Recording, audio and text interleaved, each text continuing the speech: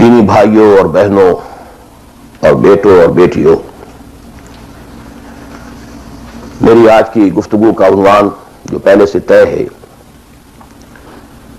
نجات کی راہ۔ لیکن میں آج چاہتا ہوں کہ جو دعائیں میں عام طور پر اپنی گفتگو کے شروع کرنے سے پہلے مانگا کرتا ہوں، ان کی طرف خصوصاً توجہ آپ کی مبذول کرا دوں۔ اللہم ربنا الہمنا رشدنا واعذنا من شرور انفسنا۔ اے اللہ ہمیں ہر اس بات کا الہام کر دے، ہمارے دلوں میں ہر وہ بات ڈال دے جو ہمارے رشد کی، ہدایت کی، فوز کی، کامیابی کی، فلاح کی ہو۔ اللہم ارنا الحق حقا وارزقنا اتباعہ۔ اے اللہ ہمیں حق کو حق دکھا، ہم اس میں دھوکہ نہ کھا جائیں، مغالطے میں نہ مبتلا ہو جائیں، اور اسے قبول کرنے کی، اختیار کرنے کی ہمیں توفیق عطا فرما۔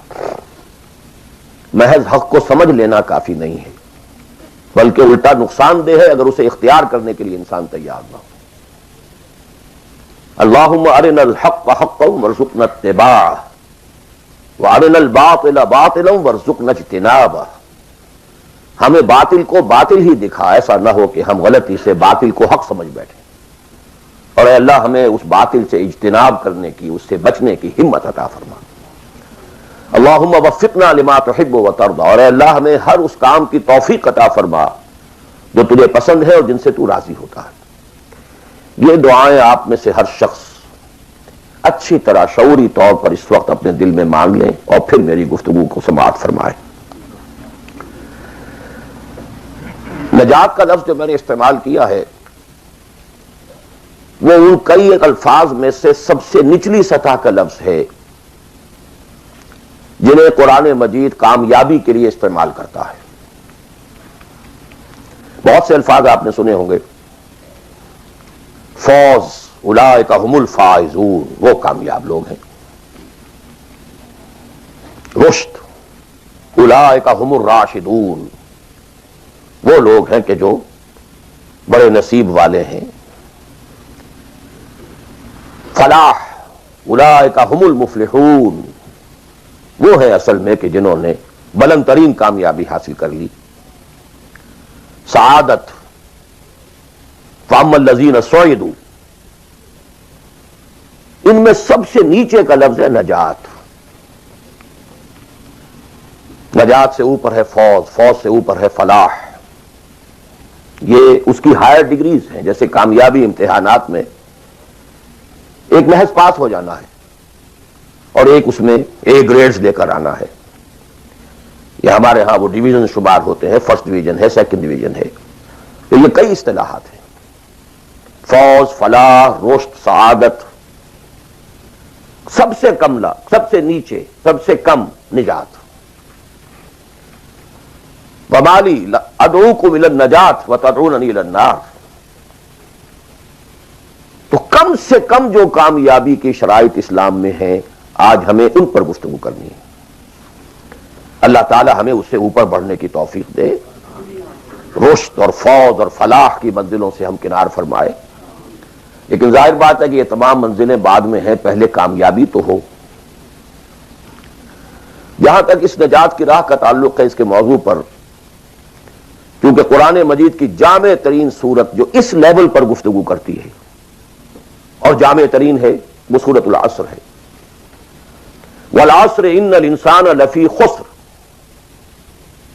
الا الذین آمنوا وعملوا الصالحات وتواصوا بالحق وتواصوا بالصبر۔ ثابت ہوا یہ بیس لائن ہے، اس سے نیچے تو نجات ہی نہیں ہے، وہ تو خسران ہے، ناکامی ہے، یہ بیس لائن ہے۔ اسی لیے میرا جو کتاب چاہے نجات کی راہ سورۃ العصر کی روشنی میں، the road to salvation in the light of سورۃ العصر، اردو میں بھی ہے، انگریزی میں بھی ہے۔ تو جیسا کہ میں نے بتایا تھا اپنی ترجمہ قرآن کے نشستوں میں کہ میں نے اسی سورۃ العصر پر بیس کر کے ایک منتخب نصاب قرآن مجید کے مطالعے کا سلیکٹڈ کورس آف اسٹڈی یہ مرتب کیا، جس میں آم کی گٹھلی جس طریقے سے وہ شے ہے جس سے پورا آم کا درخت وجود میں آ جاتا ہے، ایسے ہی سورۃ العصر ہے جس سے پورا قرآن جو ہے کھلتا چلا جاتا ہے۔ کتاب احکمت آیاتہ ثم فصلت من لدن حکیم خبیر، کل قرآن سورۃ العصر میں ہے۔ اس پر میرے آڈیوز ہیں، ویڈیوز ہیں، پورا منتخب نصاب بھی سمجھیے سورۃ العصر کی تفسیر ہے۔ بہرحال اس موضوع پر میں نے گزشتہ 35 سالوں میں لا تعداد مرتبہ گفتگو کی، لیکن آج میں ذرا ایک مختلف زاویے سے، مختلف اسلوب میں، باتیں وہی ہیں، حق تو ایک ہے، جہنم ایک ہی ہوگی، اس کے اندر داخلے کے دروازے لہا سبعۃ ابواب، جنت ہے اس سے داخلے کے دروازے مختلف ہیں، حق ایک ہے لیکن اپروچ اس تک جانے کے لیے راستے ہیں بہت سے۔ تو میں آج ذرا ایک مختلف اسلوب سے وہی باتیں آپ کے سامنے دہراؤں گا۔ مختلف اسلوب کا فائدہ ہوتا ہے، جس بات کو انسان ایک خاص انداز سے سنتے رہنے کا عادی ہو جائے پھر اس پر توجہ نہیں کرتا۔ بہت مرتبہ سنی ہے، یہی بات ہے، لیکن ذرا سا اسلوب بدل دیجئے تو ذہن جو ہے وہ بیدار ہو جاتے ہیں اور ایک نئی آمادگی پیدا ہو جاتی ہے بات کو سمجھنے کے لیے۔ اس لیے وہ بڑا پیارا مصرع ہے کہ ایک پھول کا مضمون ہو تو 100 رنگ سے بانگوں۔ بات تو ایک ہی پھول کو ڈسکرائب کرنا ہے، لیکن اس کو اس طرح سے کروں، اس طرح سے کروں، ایسے کروں، اور اسی کو قرآن مجید نے استعمال کیا۔ یہ اصل اسلوب قرآن کا ہے، کذالک نصرف الآیات، تصریف الآیات، آیات کو گردش دینا۔ ایک آیت میں ایک مضمون پہلے ہے، دوسرا بعد میں ہے، دوسری آیت میں دوسرا مضمون جو ہے وہ پہلے آ گیا ہے اور پہلا جو ہے وہ بعد میں لے آئے۔ یا ایھا الذین آمنوا کونوا قوامین بالقسط شہداء للہ، یہ سورہ نساء میں ہے۔ یا ایھا الذین آمنوا کونوا قوامین للہ شہداء بالقسط، یہ آپ کو سورہ مائدہ میں مل جائے گا۔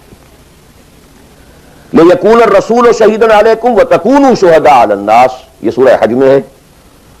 لِتَکُونُوا شُہَدَاءَ عَلَى النَّاسِ وَیَکُونَ الرَّسُولُ عَلَیکُم شَہِیدًا، یہ سورہ بقرہ میں ہے۔ تصریف الآیات، کذالک نصرف الآیات۔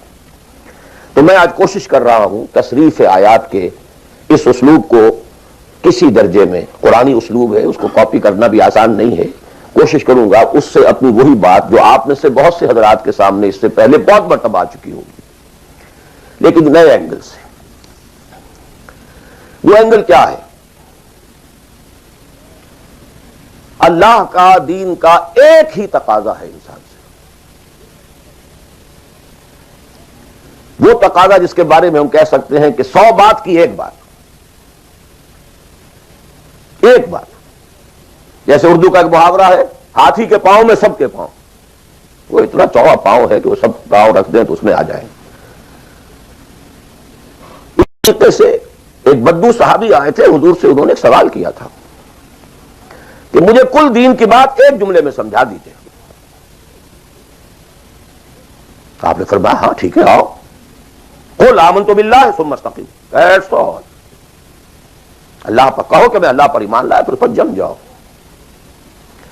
اسی طرح آج میں آپ سے دین کا کل تقاضا، اللہ کا کل مطالبہ، اور میرے ذہن میں وہ آیت آ رہی ہے کلا لما یقض ما امرہ، ہم نے ایک ہی تقاضا انسان سے کیا، اس نے اس کو پورا نہیں کیا۔ اور میرے ذہن میں اس وقت ایک سین آ رہا ہے، وہ جو پکچر بنائی گئی تھی حضور کی سیرت پر، دی میسنجر آف اللہ، the messenger of God perhaps, اس میں دکھایا گیا ہے کہ ابو طالب بستر وفات پر ہیں، آخری وقت ہے، قریش کا وفد آیا ہے الٹیمیٹم لے کر کے، ابو طالب اب ہمارا صبر کا پیمانہ لبریز ہو گیا، یا تو اپنے بھتیجے کو روک لو ورنہ پھر آئیے اوپن، پھر ایک اوپن چیلنج ہے، کھلے میدان میں مقابلہ کیجیے۔ ایک جملہ اس وقت اس پکچر میں ہے جو کہا ابو طالب نے، one word, my nephew demand from you only one word. اس نے تم سے کیا تقاضا کیا ہے؟ تم سے دولت نہیں مانگی، تم سے مال نہیں مانگا، تم سے حکومت نہیں مانگی، کچھ بھی تو نہیں مانگتا، وہ ایک بات مانگتا ہے، ایک کلمہ تک مانگتا ہے۔ ابو جہل نے فوراً ریٹارٹ کیا، دی ون ورڈ ہی demands demolishing all the gods, اور ایک بات اس کی ایسی ہے کہ جو ہمارے سارے معبودوں کا تیا پانچا کر کے رکھ دیتی ہے، ختم کر دیتی ہے۔ ایک بات، دین تو ایک بات ہے۔ اسی انداز میں آپ کو بتا رہا ہوں کہ اللہ کا کل تقاضا، دین کا کل تقاضا ایک لفظ میں ہے، وہ لفظ ہے عبادت۔ تمام انبیاء کی دعوت آپ قرآن مجید میں مختلف مکی صورتوں میں پڑھیں گے، ان اعبدوا اللہ ما لکم من الہ غیرہ، اللہ کی عبادت کرو، تمہارا اس کے سوا کوئی الہ، کوئی معبود نہیں۔ خود قرآن کی دعوت صرف اس فرق کے ساتھ کہ پہلے انبیاء کہتے تھے یا قوم اعبدوا اللہ، اے میری قوم کے لوگوں اللہ کی عبادت کرو، اللہ کی بندگی کرو۔ حضور چونکہ بھیجے گئے پوری نوع انسانی کے لیے، تو یہاں خطاب ہے یا ایھا الناس اعبدوا ربکم الذی خلقکم والذین من قبلکم لعلکم تتقون، اے لوگو، اے بنی آدم، بندگی کرو، پرستش کرو اپنے رب کی جس نے تمہیں پیدا کیا۔ سورہ ذاریات میں فرمایا وما خلقت الجن والانس الا لیعبدون، تمہاری غایت تخلیق ہی یہ ہے، ہم نے تمہیں پیدا ہی اس لیے کیا ہے کہ تم ہماری بندگی کرو، ہماری عبادت کرو۔ اور وہی 100 بات کی ایک بات حضرت یوسف نے اپنے قید خانے کے ساتھیوں سے کہی تھی، ان الحکم الا للہ امر لا تعبدوا الا ایاہ ذلک الدین القیم۔ ایک جملے میں کل دین قیم ہے، مکمل دین ہے، اس کے سوا کسی اور کی عبادت اور بندگی نہ کرو۔ تو ایک لفظ ہے، ایک تقاضا ہے، ہم پورا کر دیں تو نجات بھی ہے، فوز بھی ہے، فلاح بھی ہے، رشد بھی ہے، سعادت بھی ہے، ہدایت بھی ہے، سب کچھ۔ لیکن اب یہ کہ یہ عبادت ہے کیا؟ عبادت کے 5 اجزاء، بلکہ اجزاء کا لفظ میں نے غلط شمار کیا، استعمال کیا، 2 تو ہے لازمی اجزاء، لازمی، اور 3 اس کے ضمنی پہلو ہیں، تو 2 جمع 3 5۔ یہ 5 باتیں اگر یاد نہیں رہتی ہیں تو عبادت کا تصور آپ کا درست نہیں ہوگا۔ آخر کوئی اتنی بڑی بات ہے کہ تمام نبی اسی کی رٹ لگاتے رہے، اسی کی تکرار کرتے رہے۔ وہ اتنی بڑی بات ہے کہ ابدی فوز و فلاح اور رشد اور سعادت اس کے ساتھ وابستہ ہے، وہ بہت بڑی بات ہے، معمولی بات تو نہیں۔ ابدی جہنم اور ابدی جنت، کتنا فرق ہے، اب وہ اسی ایک لفظ کے ساتھ وابستہ ہے۔ عبادت ہے کیا؟ اس کے 2 جو لازمی اجزاء ہیں، ان میں سے ایک کی مثال ہے جسم۔ یہ میرا جسم 2.5 من وزن ہے اس کا، یہ میرا جسم ہے۔ ایک اس میں روح ہے، بدن وغیرہ نہیں ہے، نہ نظر آتی ہے، لیکن اصل انسان وہ روح ہے۔ اسی طرح عبادت کا جو جسد ظاہری ہے، جو نظر آتا ہے، پیلپیبل ہے، محسوس ہوگا، سامنے آئے گا، وہ ہے اطاعت کلی، total obedience, without any reservation, کوئی استثناء نہ ہو، مخلصین لہ الدین، اطاعت کو اس کے لیے خالص کرتے، ٹوٹل اوبیڈینس۔ یہ ہے جسد۔ 2.5 من جو ہے عبادت وہ یہ ہے، اور اس کی روح کیا ہے؟ اللہ کی محبت۔ یہ اطاعت محبت جذبے سے سرشار ہوگا تب تو عبادت ہے، ورنہ اطاعت ہے صرف۔ اطاعت تو انسان حکمرانوں کی بھی کرنے پہ مجبور ہو جاتا ہے۔ ہم انگریزوں کی اطاعت کرتے تھے، آپ یہاں بہت سے ایسے قوانین کی اطاعت کرتے ہیں جو آپ کو پسند نہیں ہے، مجبوری ہے، آ گئے ہیں، رہ رہے ہیں، کیا کریں۔ لیکن جب آؤٹ آف لو، انٹینس لو، جب کسی کی ٹوٹل اوبیڈینس قبول کی جائے گی تو یہ عبادت ہے۔ یہ 2 ہے اجزاء لازم۔ اس کو بڑی خوبصورتی سے امام ابن تیمیہ اور حافظ ابن قیم انہوں نے بیان کیا ہے۔ العبادت تجمع اصلین، غایت الحب مع غایت الذل والخضوع، 2 چیزیں جمع ہوتی ہیں تو عبادت پوری ہوتی. انتہا درجے کی محبت اور انتہا درجے کی عاجزی اور اطاعت اور سرفگندگی کسی کے سامنے. یہ دونوں چیزیں اطاعت کے لازمی اجزاء ہیں عبادت کے. اور ان دونوں کے بارے میں ایک بات اور نوٹ کیجئے، ان دونوں کے اعتبار سے اللہ اور اس کا رسول بریکٹڈ ہیں، ساتھ جڑے ہوئے، اس لیے کہ اللہ کی اطاعت رسول کی اطاعت کے ذریعے ہے. وما ارسلنا من رسول الا لیطاع باذن اللہ ومن یطع الرسول فقد اطاع اللہ. وہ ریپرزنٹیٹو ہے، وہ نمائندہ ہے اللہ کا، لہذا اللہ کی اطاعت اطیعوا اللہ واطیعوا الرسول. اطاعت میں یہ دونوں بریکٹڈ ہیں. یہی وجہ ہے کہ قانون اسلامی کی مستقل سورسز جو ہیں وہ یہی دو ہیں، اللہ کی کتاب اور اس کے رسول کی سنت. اسی طرح محبت میں بھی دونوں بریکٹڈ ہیں.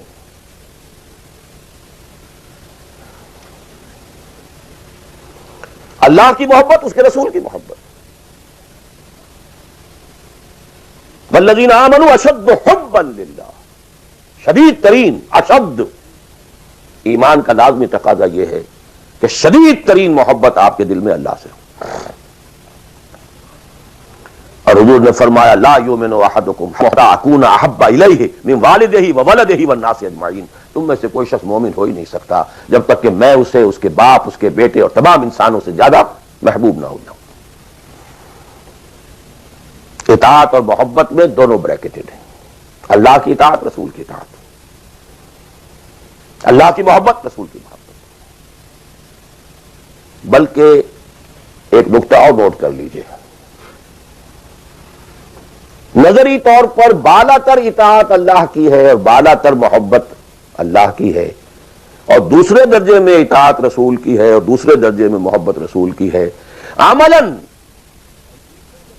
ایک ہے نظری چیز، ایک ہے عملاً اصلت اطاعت رسول کی ہے، اللہ کی اطاعت اس کے تابع ہے. کیوں؟ اللہ کا حکم بھی تو رسول نے دیا ہے، وہ بھی رسول کے منہ سے ہمیں اب تک پہنچا ہے. بمصطفیٰ برسا خیش را کے دی ہموس، اگر بہو نہ رسی دی تمام بولا حدیث. تو اطاعت تو بن گئی رسول کی. اصل رسول ہی نے بتایا اللہ کا یہ حکم آیا تو ہم مان رہے. اسی طرح بڑا پیارا مصرع ہے اقبال کا، از خدا محبوب تر گردد نبی. اللہ سے بھی کہیں زیادہ محبوب ہو جاتا ہے اللہ کا نبی. اس کی وجہ بھی ہے، اللہ کا ہم کیا تصور کریں، اللہ کی فیلنگز کا ہمیں کیا اندازہ ہو سکتا ہے؟ کوئی فیلنگز ہے کیا ہے؟ رسول کو ہم ایک ہیومن بینگ کی حیثیت سے ویژولائز کر سکتے ہیں. رسول کو بھی چوٹ لگی تھی، دل پر چوٹ لگی تھی. رسول کے پاس بھی بیٹی آئی تھی، بڑی پیاری بیٹی، فاطمہ بضعۃ منی. ابا جان تو عام لوگوں کے ہاں بڑی فراوانی ہو گئی ہے. ذرا یہ دیکھیے، میرے ہاتھوں پر گٹے پڑے ہوئے ہیں چکی پیسنے کی وجہ سے، میرے کندھے کے اوپر نشان پڑ گئے ہیں، مشکیزے میں پانی بھر کر لاتی ہوں. مجھے بھی کوئی کنیز، کوئی غلام عنایت ہو جائے. ہم پوری طرح ویژولائز کر سکتے ہیں کیا فیلنگ ہوگی محمد کی اسوہ صلی اللہ علیہ وسلم. تو ہم ویژولائز کر سکتے ہیں نا کہ کیا کلیجہ اللہ نے دیا تھا کہ فرمایا بیٹی نہیں، یہ چیزیں ہمارے لیے نہیں، تمہیں میں اس سے بہتر چیز دیتا ہوں. 33 مرتبہ سبحان اللہ، 33 مرتبہ الحمدللہ، 33 مرتبہ اللہ اکبر ہر نماز کے بعد کہہ لیا کرو. یہ کہیں زیادہ بڑی قیمتی شے. ہم محسوس کر سکتے ہیں کہ رسول کے دل پر کیا بیتی تھی جب حضرت حمزہ کی اعضا بریدہ لاش سامنے آئی ہے کہ ناک کٹی ہوئی ہے، کان کٹے ہوئے ہیں، پیٹ چاک ہے، کلیجہ باہر نکلا ہوا، اسے چبایا گیا.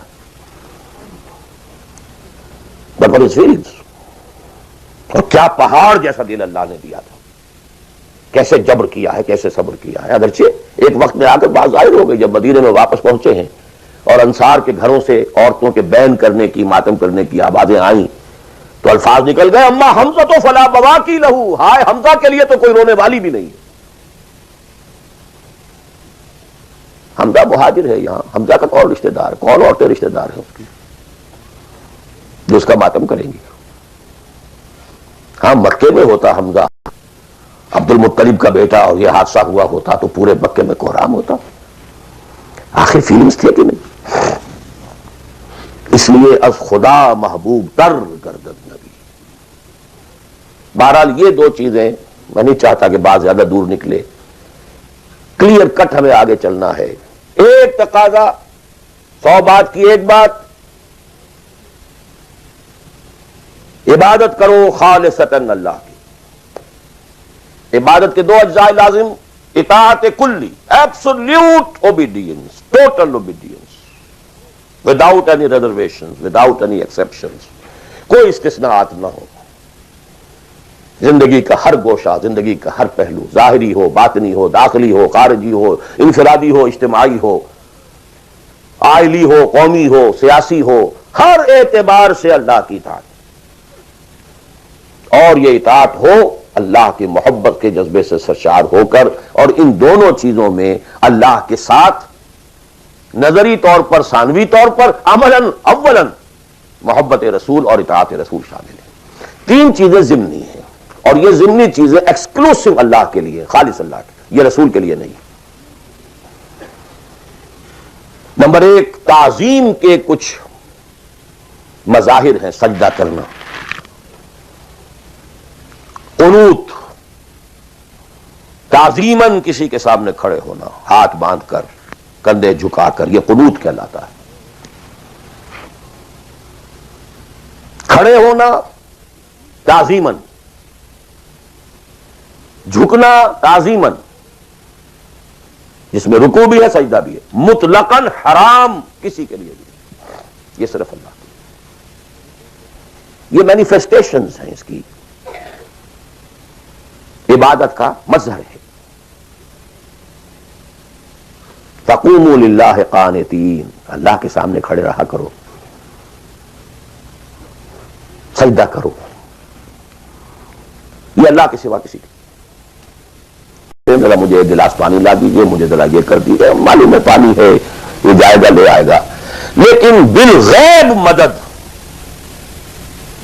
کسی سے مانگنا، استغاثہ کسی سے کرنا، استعانت کسی سے کرنا حرام ہے.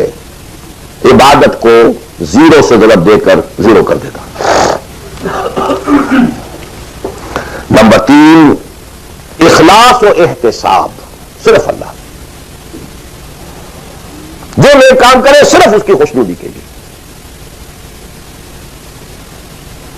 یہاں تک کہ حضور کے سامنے ایک صحابی ایسے ہی محاورے میں رواں روی میں کہہ بیٹھے، ما شاء اللہ و ما شئت، جو آپ چاہیں اور اللہ چاہے. فوراً ڈانٹ دیا، اجعلتنی للہ ندا، تم نے مجھے اللہ کا بدِ مقابل بنا دیا. مشیت صرف اس کی، وما تشاءون الا ان یشاء اللہ.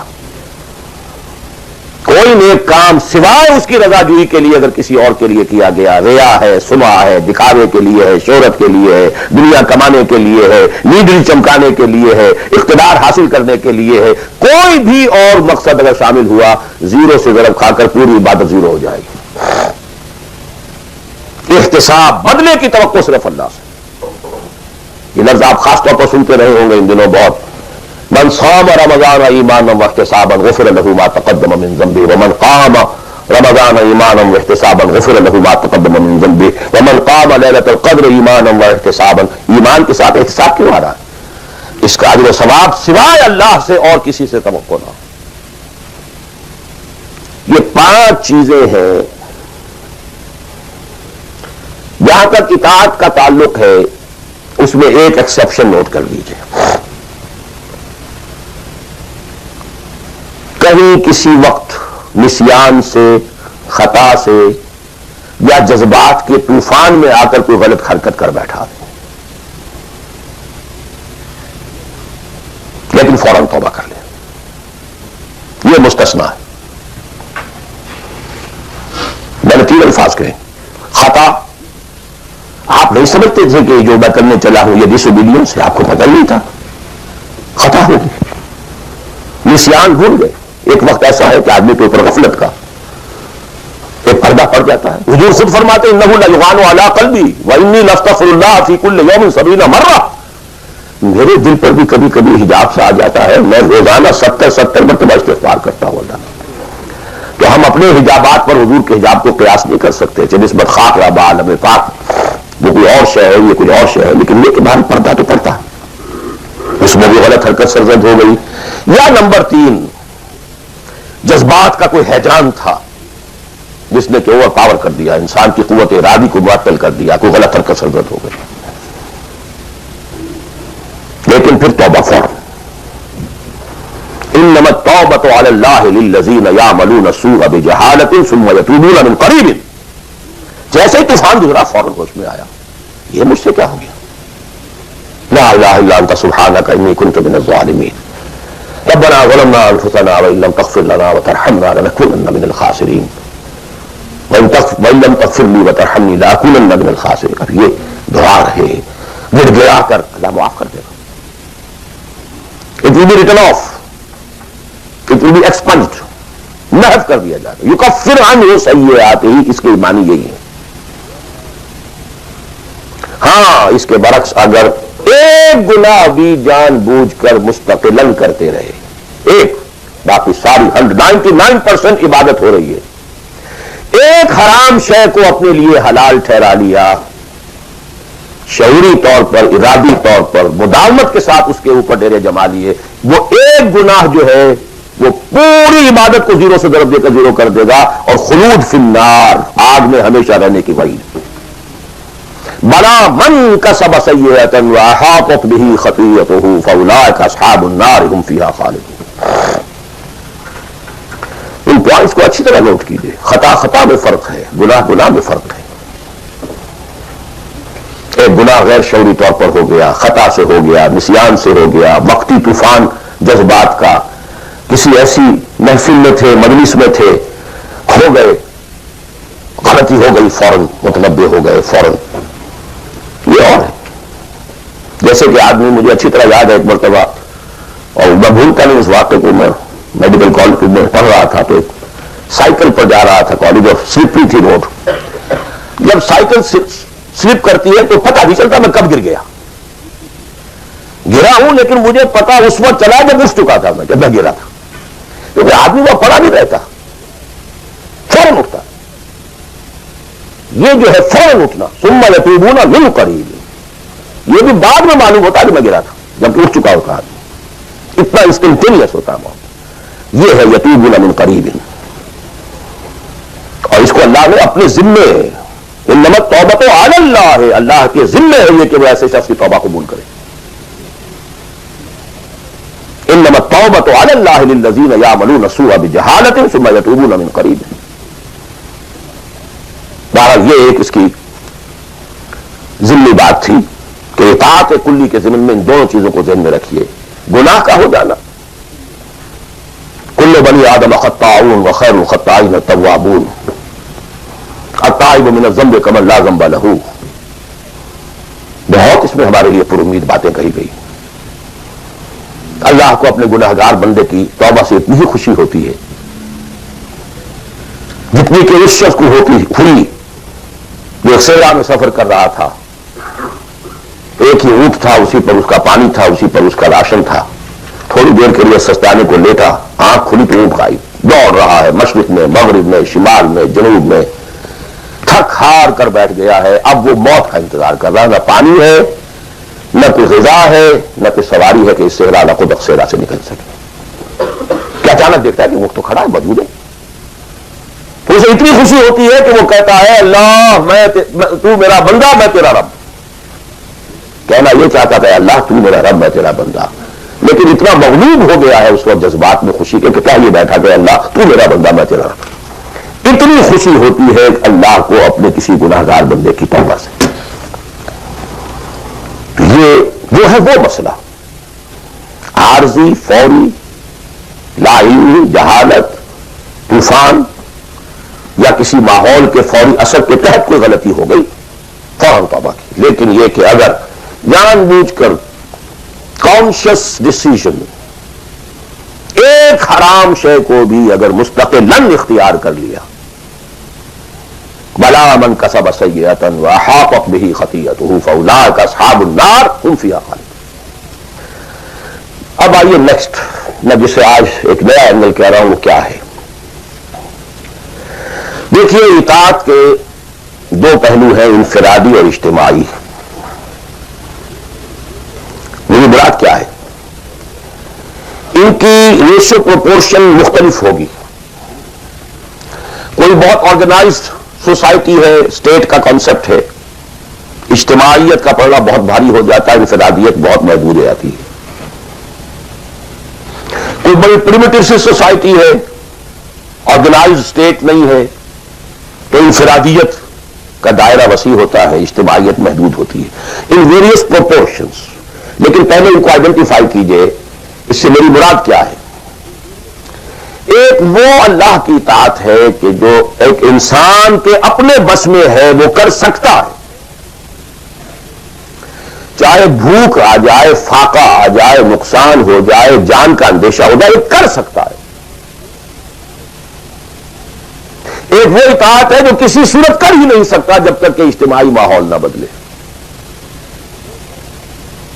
کتنا ہی سنسیئر ہو، کتنا ہی نیک ہو، کتنا ہی فیصلہ کر لے، کر ہی نہیں سکتا، وہ اس کے ہاتھ میں ہے ہی نہیں۔ ایک ریاست ہے، آرگنائز اسٹیٹ ہے، اس کا لا ہے، آپ اس میں رہ رہے ہیں تو وہی قانون چلے گا، آپ کے بس میں نہیں ہے۔ آپ کا بیٹا فرض کیجئے خدا نہ خواستہ زنا کرے تو آپ سے رجم نہیں کر سکتے، چاہے آپ کا بیٹا ہے۔ یہ ہے نو پاور، نو اتھارٹی۔ آپ کا اپنا بیٹا اپنی بیٹی چوری کر لے، آپ ہاتھ نہیں کاٹ سکتے۔ اور مجھے یاد آ رہا ہے لو ان فاطمہ بنت محمد سرقت، بالفرضی کہہ رہا ہوں نا میں بھی، مفروضے کے طور پر آپ نہیں ہاتھ کاٹ سکتے۔ ایک معاشرہ ہے جس کے اندر پوری معیشت جو ہے سود کے اوپر ہے، آپ سانس بھی نہیں لے سکتے کہ وہ سود سے خالی ہے، امپاسبل۔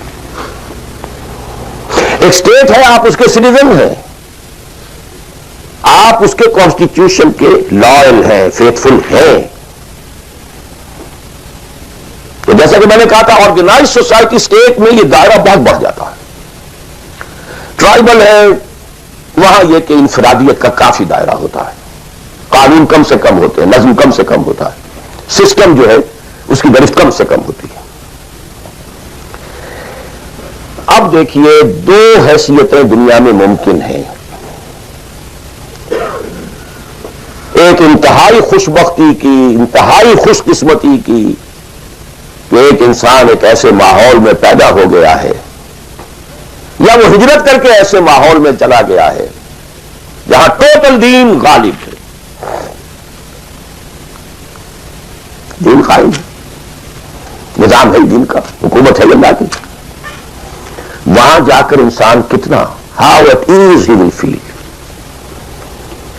نو فرکشن، وہ بھی اللہ کی بندگی کرنا چاہتا ہے، ماحول بھی سازگار ہے، پورا نظام بھی اللہ کی بندگی پر ہے، پورا قانون بھی اللہ ہی کا نافذ ہے، پورا تعلیم کا ڈھانچہ بھی اللہ ہی کے ہدایت کے مطابق ہے، تمام ذرائع ابلاغ سے بھی اسی کے مطابق چیزیں جو نشر ہو رہی ہیں، اور یہ ویژول سب کچھ۔ انتہائی خوش قسمتی، موسٹ فارچونیٹ کہ ایک انسان ایسے ماحول میں ہو۔ لیکن فرض کیجئے کہ وہ ایسے ماحول میں ہے جہاں اللہ کا دین غالب نہیں ہے، بہت محدود سا حصہ ہے جس میں وہ اللہ کا حکم مان سکتا ہے، نماز وہ پڑھ سکتا ہے، روزہ رکھ سکتا ہے، کوئی نہیں روکتا۔ اسرائیل میں بھی جا کے پڑھ لیجیے نماز اور روزہ، امریکہ میں کر لیجیے، بھارت میں کر لیجیے، کوئی نہیں روکتا، ہو گیا۔ لیکن باقی ویرنگ ڈگریز میں ہوگا یہ کہ زندگی کا 75%، 80%، 50%، 60% وہ باطل کے قبضے میں ہے، تو وہ بھی تو 50%، 60% کافر ہے۔ Is a part and parcel of that environment, of that system. Quran کے تینوں فتوے اس پر بھی تو لگ رہے ہیں، من لم يحكم بما انزل الله فاولئك هم الكافرون ومن لم يحكم بما انزل الله فاولئك هم الفاسقون ومن لم يحكم بما انزل الله فاولئك هم الظالمون۔ وہی ظالم ہے، اور ظالم سے مراد مشرک، ان الشرک لظلم عظیم، وہی کافر ہیں۔ بتوں سے تجھ کو امید ہے، خدا سے نہ امیدی، مجھے بتا تو صحیح اور کافری کیا ہے۔ کہتے کسے؟ وہی تو فاسق ہیں، ناہنجار ہیں، باغی ہیں. ویئرنگ ڈگریز کے اندر جتنا بھی اس نظام کی گرفت ہے، اس درجے میں ہر وہ شخص کافر اور ظالم اور مشرک ہے جو اس ماحول میں رہ رہا ہے. ان دونوں حالتوں میں دین کے تقاضے بالکل ایک دوسرے کے برعکس ہو جاتے ہیں. اب یہ پوائنٹ ہے جو میں چاہتا ہوں آج، I want to hammer it.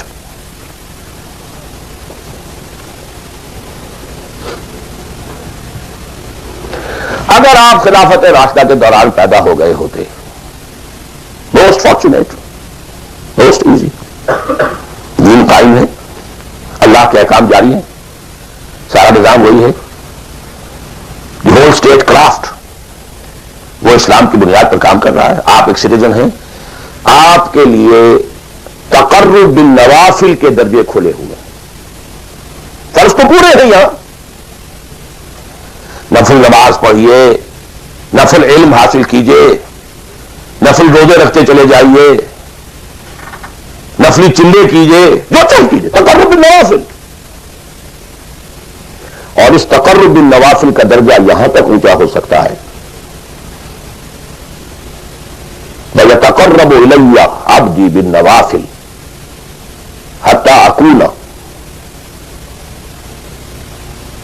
میرا بندہ نوافل کے ذریعے سے میرا تقرب حاصل کرتا جاتا ہے، کرتا جاتا ہے، کرتا جاتا ہے، یہاں تک کہ میں اس کی آنکھیں بن جاتا ہوں جن سے وہ دیکھتا ہے، اس کے کان بن جاتا ہوں جن سے وہ سنتا ہے، اس کے ہاتھ بن جاتا ہوں جن سے وہ پکڑتا ہے، اس کے پاؤں بن جاتا ہوں جن سے وہ چلتا ہے. حدیث قدسی، اور سارے وہابی بھی مانتے ہیں اس کو، یہ نہ سمجھیے یہ کسی صوفی کی بڑھ ہے. حدیث صحیح عند کل المحدثین. اللہ ہاتھ بن جاتا ہے آپ کا، اللہ پاؤں بنتا ہے آپ کا، اللہ آنکھ بنتا ہے آپ کی، اللہ کان بنتا ہے آپ کا. یہ بہت اونچی بات ہے، بہت اونچی بات ہے، بہت اونچی بات ہے. لیکن یہ تقرب بالنوافل کا درجہ کہاں آئے گا؟ جہاں آپ ایک اسلامی نظام کے تحت سانس لے رہے ہیں. جہاں وہ اسلامی نظام نہیں ہے، پہلا فرض تن من دھن اس نظام کو بدلنے کے لیے لگا دینا. اگر یہ نہیں ہے تو نماز نہیں ہے، منہ پر دے ماری جائے گی. میں جو کچھ کہہ رہا ہوں علی وجہ البصیرت کہہ رہا ہوں، میری پوری زندگی کے مطالعے کا نچوڑ ہے. نماز منہ پر دے ماری جائے گی، روزے منہ پر دے مارے جائیں گے. You reconcile yourself to that system. یہ میری بغاوت کے اوپر مبنی تھا. پہلا فرض یہ تن من دھن. You cannot reconcile with that system. You cannot accept that system. اس میں اپنے آپ کو اکوموڈیٹ کرنا، اس میں اچھے کیریئر تلاش کرنا، اس میں اچھی جائیداد بنانا، اس میں پیسہ جمع کرنا، اس میں اچھی سے اچھی بچوں کو ایجوکیشن تاکہ بہتر سے بہتر زندگی وہ بھی گزار سکیں، سب کا سب حرام، مطلقاً حرام. پہلا کام یہ ہے اپنی جان، اپنا مال، اپنا تن، اپنا دھن سب اللہ کے دین کے لیے خرچ کرو. سب سسٹمز لیول کے اوپر صرف جان کو باقی رکھنے کے لیے جو ناگزیر ہے، that is allowed, nothing more. This is the point, crucial point. اب ہمارے سامنے حدیثیں ہوتی ہیں، وہ سارے فضائل کی کتابیں ہیں اور یہ ہیں جن کا تعلق اس ماحول سے تھا جبکہ دین قائم ہو چکا تھا. اس کانٹیکسٹ میں باتیں ہو رہی ہیں، نفل کی بات ہو رہی ہے اور قیام اللیل کی بات ہو رہی ہے اور جو ہے ختم قرآن کی بات ہو رہی ہے. اور اگر فجر کے بعد بیٹھے رہے مصلے پر اور 2 رکعت پڑھ کر اٹھے جبکہ سورج نکل چکا ہے تو اب یہ اتنا اونچا سوال، یہ ساری باتیں. All these things become absolutely irrelevant. The deciding factor is دین غالب ہے، ٹھیک ہے، چلو نوافل کی طرف، قرات کی طرف چلو، جتنا آگے سے آگے یتقرب الی العبد بالنوافل. ورنہ تقرب بالفرائض پہلے فرض کرنے ہوں گے. اور فرضوں میں پہلا فرض جہاد ہے. Now please note this word. جہاد اصل میں اس جد و جہد کا جامع عنوان ہے. یہ اسٹرگل اگینسٹ دیٹ سسٹم. لہذا انما المؤمنون الذين آمنوا بالله ورسوله ثم لم يرتابوا وجاهدوا باموالهم وانفسهم في سبيل الله. Integral part of the definition of a مومن.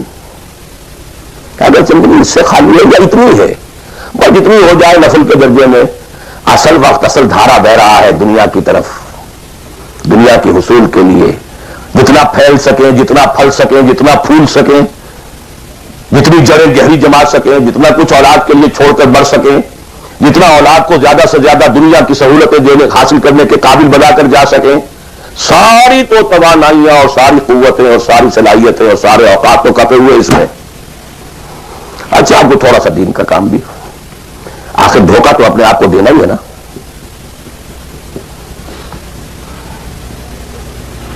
قسمت فروش عورتیں بھی تو کالے کپڑے پہن کے جلوس میں نکلتی ہیں امتیازیوں کے, اور سبیلیں لگاتی ہیں اور مسجدیں بناتی ہیں. They have to deceive themselves. ڈاکو لوگ دیہات صفاق یتیموں اور بیواؤں کی سرپرستی کرتے تھے. ہمارے معاشرے میں جو بستہ الف بستہ بے کے ہنڈے ہوتے ہیں ان کے یہاں بھی نیکی کا, پن کا, خیر کا کھاتا ہوتا ہے. اسی طرح کچھ مذہبی ایکٹیویٹی ہے. اصل شے یہ ہے کس ماحول میں رہ رہے ہیں. بہت خوش قسمت ہوتا میں اور آپ, پھر آپ اچھے سے اچھا پہنتے, کوئی اعتراض نہیں, اچھے سے اچھا کھاتے. قل من حرم زینۃ اللہ التی اخرج لعبادہ والطیبات من الرزق. خلافت راشدہ میں آپ رہ رہے ہیں, آپ حلال ذریعے سے کما رہے ہیں, آپ بہت اچھا کھائیے, بہت اچھا پہنیے, بلکہ اللہ چاہتا ہے کہ اس کی نعمت جو اس نے تمہیں دی ہے وہ تم پر ظاہر ہو. لیکن پلیز نوٹ دی کانٹیکسٹ. دین مغلوب ہو اور آپ اچھا پہننے اور اچھے کھانے کی فکر میں ہو. مجھے جملہ یاد آ رہا ہے حضرت ابو بکر کا رضی اللہ تعالی عنہ. تھوڑا سا مسئلہ ہوا تھا کہ لوگوں نے کہا کہ زکوٰۃ ہم دیں گے لیکن زکوٰۃ ریاست کو نہیں دیں گے, اپنے طور پر خرچ کریں گے. حضرت ابو بکر نے فیصلہ کیا ان کے خلاف جنگ کا. حضرت عمر جیسی شخصیت بھی مشورہ دے رہی ہے کہ دیکھیں نہیں, 2 فرنٹ پہلے ہم نے کھولے ہوئے ہیں. جیسے اسامہ کو بھی آپ نے روکا نہیں کہ جائے, حضور نے تیار کیا تھا. پھر جو مرتدی ہو گئے, کسی اور کو نبی مان لیا, ان کے خلاف تو جنگ کرنی ہی کرنی ہے. لیکن یہ تو صرف نماز بھی پڑھ رہے ہیں اور یہ زکوٰۃ کا بھی انکار نہیں کر رہے, صرف ہمیں نہیں دے رہے ہیں. تو ان کے ساتھ ذرا مصلحت کا تقاضا یہ ہے کہ کچھ نرمی کی جائے. یہ بڑے پیارے الفاظ تھے. ایبدل الدین وانا حی, کیا دین میں تغیر کیا جائے گا جبکہ ابھی میں زندہ ہوں؟ خدا کی قسم اگر یہ حضور کے زمانے میں زکوٰۃ کے اونٹوں کے ساتھ ان کے باندھنے والی رسی بھی دیتے تھے, اور اب اگر یہ کہیں گے کہ اونٹ لے جاؤ رسی نہیں دیں گے, تبھی میں قتال کروں گا, اور خدا کی قسم کوئی میرا ساتھ نہیں دے گا تو میں اکیلا جاؤں گا. اور اے عمر تمہیں کیا ہو گیا, تم جاہلیت میں تو بڑے سخت تھے, اسلام میں آ کر تم نرم ہو گئے. یہ ڈانٹ ابو بکر پلا رہے ہیں عمر کو رضی اللہ تعالیٰ عنہ. تو اچھی طرح جان لیجیے, اب میں نہیں کہہ سکتا کہ میں کس طریقے سے اس کو بیان کروں, کیسے ٹھوک ٹھوک کر آپ کے ذہن میں اتار دوں. یہ ہے اصل شے. دین کا سارا اسٹرکچر ہی بالکل ریورس ہو جاتا. The whole value structure absolutely changes. دین غالب ہے تو وہ ساری باتیں ہیں جو ہم نے خوب یاد کی ہوئی ہیں. آخر حقوق والدین بھی تو ہے نا, آخر بچوں کے حقوق بھی تو ہے نا. یہ حقوق والدین جو ہے ان مہاجرین کو یاد نہیں آئے جو اپنے ماں باپ کو چھوڑ کر مدینے پہنچ گئے تھے. یہ اولاد کے حقوق انہیں یاد نہیں آئے, بیویوں کے حقوق یاد نہیں آئے. وہ تو فینٹسٹ تھے نا, پاگل تھے نا. مدینے کے منافقین نے انہیں سفہا کہا تھا, بے وقوف لوگ ہیں یہ. انہوں کما عامل سفہا, دیز فولز, دیز فینٹکس. یہ ساری حدیثیں آپ کو یاد ہیں. فرق ہے, اسلام غالب ہے تو مسئلہ کچھ اور ہے. اچھا کھائیں، اچھا پہنیں، نوافل ہے، نوافل پر نوافل ہے، جتنی ترقی کیجیے دنیا میں کرنا چاہیں دنیا میں کیجیے، روحانی ترقی کرنا چاہیں روحانی ترقی کیجیے، سارے میدان کھلے ہیں۔ علم میں، پروفیشن میں، کسی خاص فن میں ترقی کرنا چاہے کیجیے، علم غالب نہیں ہے، اور آپ خود 50%، 60%، 70%، 90% کافر ہیں، اس لیے کہ اس ماحول کا جز ہے جس میں کفر کا نظام ہے۔ تو پہلا کام تو اپنے آپ کو اس کفر سے نجات دلانا ہوگا، پھر نماز بھی اسی کے لیے ہے۔ وَاسْتَعِینُوا بِالصَّبْرِ وَالصَّلَاةِ، مدد حاصل کرو نماز سے۔ کس کام کے لیے مدد حاصل کرو؟ The mission to make the دین آف اللہ سپریم، ان اقیموا الدین۔ نماز اس کے لیے سبسروینٹ ہے، اس کے لیے مدد ہے۔ روزہ اسی کے لیے جنگ کرنے کی صلاحیت پیدا کرنے کے لیے ہے۔ اس لیے 23ویں رکوع میں سورہ بقرہ کے روزے اور رمضان کے احکام میں 24ویں رکوع میں قتال شروع ہو گیا۔ قاتلوا فی سبیل اللہ الذین یقاتلونکم۔ اور عرب جو ہے وہ روزہ رکھواتے ہی صرف گھوڑوں کو تھے، خود تو رکھتے نہیں تھے، کیونکہ گھوڑے کو استعمال کرتے تھے لوٹ مار میں، غارت گری میں، جنگوں میں، اور گھوڑا ہے نازک مزاج جانور، پیاس برداشت نہیں کر سکتا، بھوک برداشت نہیں کر سکتا، اونٹ تو کر جاتا، چاہیے تھا انہیں گھوڑا، لہٰذا گھوڑے کو عادی بناتے تھے دھوپ کا، پیاس کا، بھوک کا، تاکہ ایسا نہ ہو کہ مارکے کا وقت اور گھوڑے صاحب جواب دیے بیٹھے ہوں تو سوار کیا کرے گا؟ تو ساما یسومو عربی زبان میں گھوڑے کے لیے تھا، انسانوں کے لیے تھا ہی نہیں۔ یہ تو مدینے میں آنے کے بعد پھر حضور نے یہودیوں کو دیکھا کہ روزہ رکھتے ہیں تو آپ نے بھی مسلمانوں سے کہا عاشورہ کا روزہ ہے وغیرہ وغیرہ، چھوڑ دیجیے، اس بات کو لمبی ہو جائے گی۔ یہ ساری چیزیں اصل میں ہے اس مقصد کے لیے۔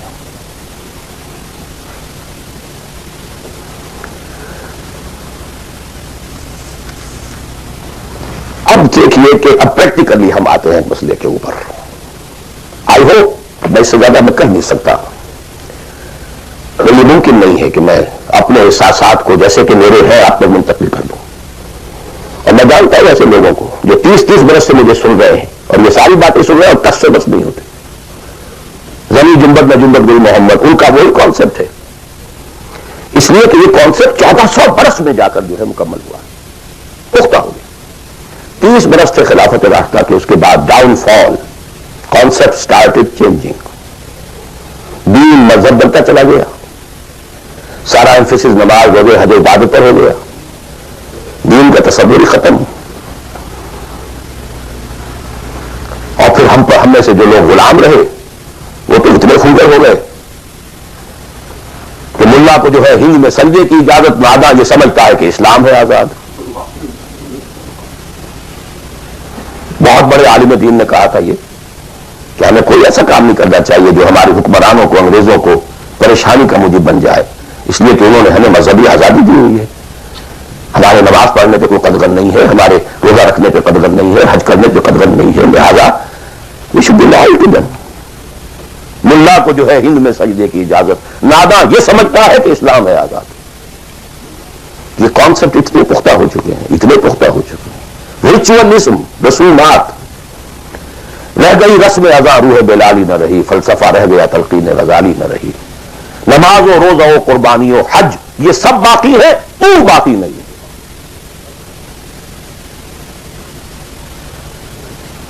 نمازیں بھی ہے، روزے بھی ہے، تراویح بھی ہم نے پڑھی ہے، اب موسم آ رہا، عید الاضحیٰ بھی ہوگی، قربانی بھی ہوگی، حج کے لیے بھی جائیں گے، لیکن دنیا پر کوئی اثر اس کا؟ 30 لاکھ آدمی حج کر کے آئیں گے، معاشرے پر کوئی زیرو کے برابر بھی کوئی اثر ہے؟ جو خود جا کر کے آتے ہیں ان پر کوئی اثر ہوتا ہے؟ جیسے گئے ویسے آئے۔ الٹا یہ کہ یہ اور کانفیڈنس لے آئے کہ پچھلے سارے گناہ معاف ہو گئے، اب اثر نو کرنے کی چھوٹ ہے۔ اسی میں ڈسپلن، اور میں اپنا 35 سال کا تجربہ آپ کو بتا رہا ہوں، اصل ڈیسائسو پارٹی ہے۔ اس کو سمجھ لیں اگر تو آپ کا پورا تصور بدل جائے گا، ویلیو اسٹرکچر بدل جائے گا، لیکن نہیں تو پھر جو بھی ہے وہ ہے۔ اب میں ایک عملی سوال کہہ رہا تھا کہ اس میں بڑا عملی سوال ہے، میں کیا کروں؟ میں ایک ایسے ماحول میں رہ رہا ہوں جس میں اللہ کا دین غالب نہیں ہے. میں نماز پڑھ رہا ہوں، روزہ رکھ رہا ہوں، میں شراب نہیں پیتا، میں سور نہیں کھاتا. چلو میں نے اپنا اکاؤنٹ جو ہے بینک میں جو ہے کرنٹ اکاؤنٹ رکھا ہوا ہے، میں نے کوئی سود نہیں لیا، میں سود لینا چاہتا ہوں، کیا کروں؟ اکیلا چنا پہاڑ کو تو نہیں پھوڑ سکتا، پورا نظام تو میرے بدلنے سے نہیں بدل جائے گا. تو میں تو رہا کہ 40%، 50%، 60%، 70% کافر کا کافر. تو وے آؤٹ، وسط مخرج. بڑی پیاری حدیث ہے جس میں الفاظ آتے ہیں، حضور نے فرمایا انہا ستکون فتنۃ، ایک وقت آئے گا تو بڑا فتنہ ہوگا. حضرت علی فرماتے میں نے فوراً عرض کیا مل مخرج منہا یا رسول اللہ، اے اللہ کے رسول یہ بتائیے اس سے نکلنے کا راستہ کون سا ہوگا؟ یہ نہیں پوچھا کیا فتنہ ہوگا، کیوں ہوگا، کب ہوگا، کیسے ہوگا، کدھر سے آئے گا، کچھ نہیں، نکلنے کا راستہ بتائیے. بلکہ ایک اور روایت اس حدیث کی اس سے بھی زیادہ پیاری ہے کہ اصل میں حضرت جبرائیل نے کہا حضور سے یا محمد امتک بعدک، اے محمد صلی اللہ علیہ وسلم کبھی سوچا ہے تمہارے بعد تمہاری امت کا کیا بنے گا؟ تو حضور پلٹ کر سوال کرتے ہیں مل مخرج منہا یا جبرائیل، یہ تو بہت بڑا پرابلم تم نے اے جبرائیل میرے سامنے رکھا ہے، تب آپ ہی بتائیں اس سے نکلنے کا راستہ کیا ہوگا؟ قال کتاب اللہ، وہ پوری حدیث تو وہی ہے، کتاب اللہ فیہ خبر ما قبلکم ونبأ ما بعدکم وحکم ما بینکم وہو ذکر الحکیم وہو صراط المستقیم وہو حبل اللہ المتین.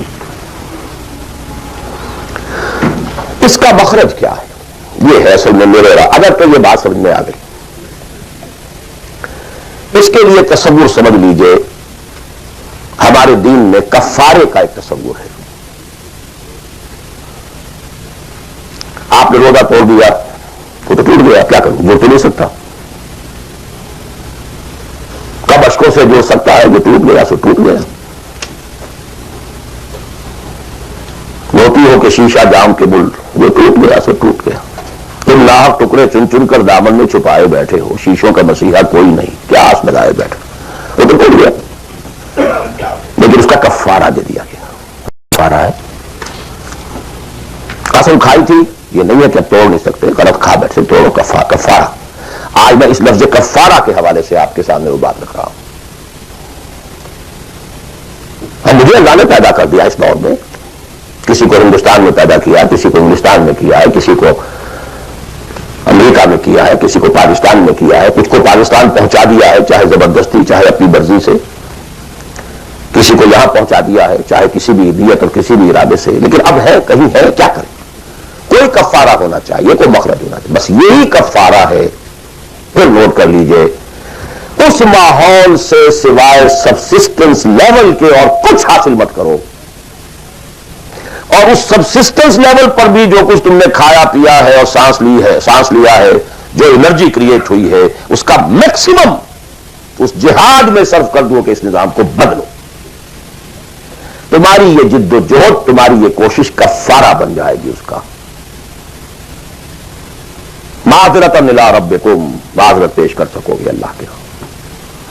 اے اللہ میں نے اس نظام کے ساتھ ریکنسائل نہیں کیا، اے اللہ میں نے اپنی توانائیوں اور اپنی محنتوں سے نہ اپنے لیے کوئی جاگیر بنائی نہ اپنے لیے جائیداد بنائی.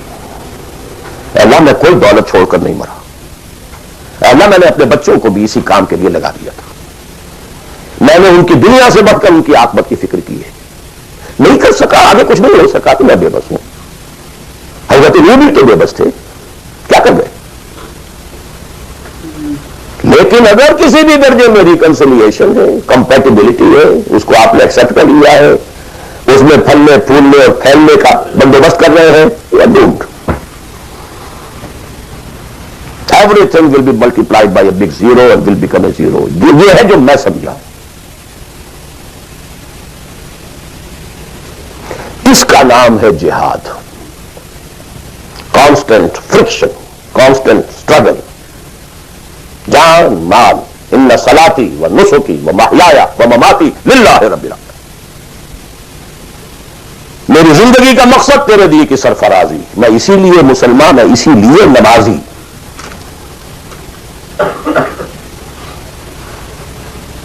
اب وہ آیت آئی،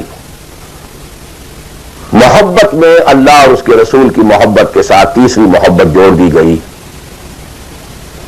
جہاد کی محبت. اللہ کی محبت، اس کے رسول کی محبت، اس کے راہ میں جہاد کی محبت، یہ تین محبتیں جتنی بھی ہیں تمہارے اندر ایک پٹڑے میں ڈال لو، اور 8 محبتیں دوسرے پٹڑے میں ڈال لو. باپ کی محبت، بیٹے کی محبت، بھائی کی محبت، بیوی کی محبت، اور کی محبت، اور رشتہ داروں کی محبت، جائیداد کی محبت، کاروبار کی محبت، مال کی محبت. 8 3 قل ان کان آباؤکم وابناؤکم واخوانکم وازواجکم وعشیرتکم واموال اقترفتموها وتجارۃ تخشون کسادها ومساکن ترضونها. 8 محبتیں ادھر، احب الیکم من اللہ ورسولہ وجہاد فی سبیلہ. اگر یہ 8 محبتیں زیادہ بھاری ہیں تمہارے دل میں اللہ کی محبت سے، اس کے رسول کی محبت سے، اس کی راہ میں جہاد کی محبت سے، فتربصوا، جاؤ دفع ہو جاؤ حتی یاتی اللہ بامرہ، یہاں تک کہ اللہ اپنا فیصلہ سنا دے. واللہ لا یہدی القوم الفاسقین، اللہ ایسے ناہنجاروں کو بالکل ہدایت نہیں دیتا.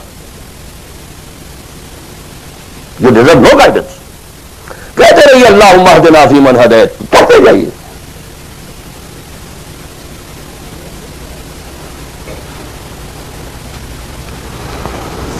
تیرا دل تو ہے صنم آشنا، تجھے کیا ملے گا نماز میں؟ جو میں سر بسلدہ ہوا کبھی تو زمین سے آنے لگی صدا. تیرا دل تو ہے صنم آشنا، تجھے کیا ملے گا نماز میں؟ تمہارے دلوں میں تو مال کی محبت ہے، جائیداد کی محبت ہے، اولاد کی محبت ہے، بیویوں کی محبت ہے، اور کبھی نام رکھا ہوا اللہ کا بھی اور رسول کا بھی. وہ چھٹانک ہے تو یہ سیر ہے. تجھے کیا ملے گا نماز میں؟ بلقت بچے کے آ رہا ہے جو تسبیح و مسلح. یہ ساری گدڑی جو تم نے صوفیوں والی پہن لی ہے اور مسلح کردے پر ہے، کس کام آئے گا؟ This is the crux of the matter.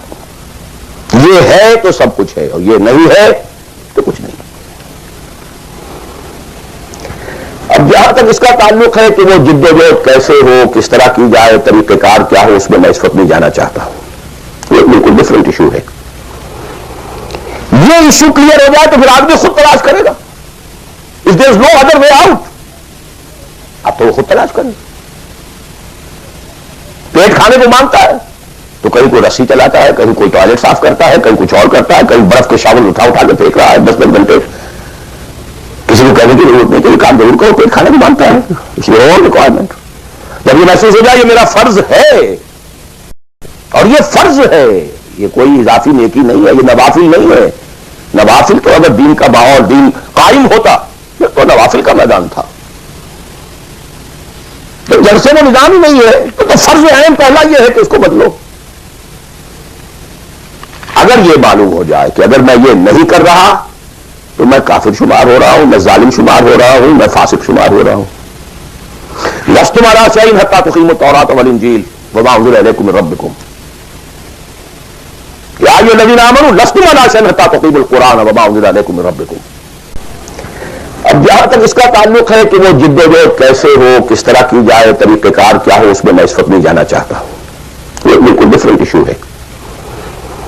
یہ ایشو کلیئر ہو جائے تو پھر آدمی خود تلاش کرے گا. If there is no other way out, اب تو وہ خود تلاش کرے. پیٹ کھانے کو مانگتا ہے تو کہیں کوئی رسی چلاتا ہے، کہیں کوئی ٹوائلٹ صاف کرتا ہے، کہیں کچھ اور کرتا ہے، کہیں برف کے شاول اٹھا کے پھینک رہا ہے 10 گھنٹے. کسی کو کہنے کی ضرورت نہیں کہ یہ کام ضرور کرو، پیٹ کھانے کو مانگتا ہے. اس لیے اور ریکوائرمنٹ. جب یہ محسوس ہو جائے یہ میرا فرض ہے، اور یہ فرض ہے، یہ کوئی اضافی نیکی نہیں ہے، یہ نوافل نہیں ہے. نوافل تو اگر دین کا ماحول، دین قائم ہوتا تو نوافل کا میدان تھا. تو جب سے وہ نظام ہی نہیں ہے تو فرض اہم پہلا یہ ہے کہ اس کو بدلو. اگر یہ معلوم ہو جائے کہ اگر میں یہ نہیں کر رہا تو میں کافر شمار ہو رہا ہوں، میں ظالم شمار ہو رہا ہوں، میں فاسق شمار ہو رہا ہوں. لستم علی شیء حتی تقیموا التوراۃ والانجیل وما انزل الیکم من ربکم. یا ایھا الذین آمنوا لستم علی شیء حتی تقیموا القرآن وما انزل الیکم من ربکم. ہمارے ہاں تمہاری کوئی حیثیت ریکگنائزڈ ہے ہی نہیں جب تک کہ تم قائم نہیں کرتے.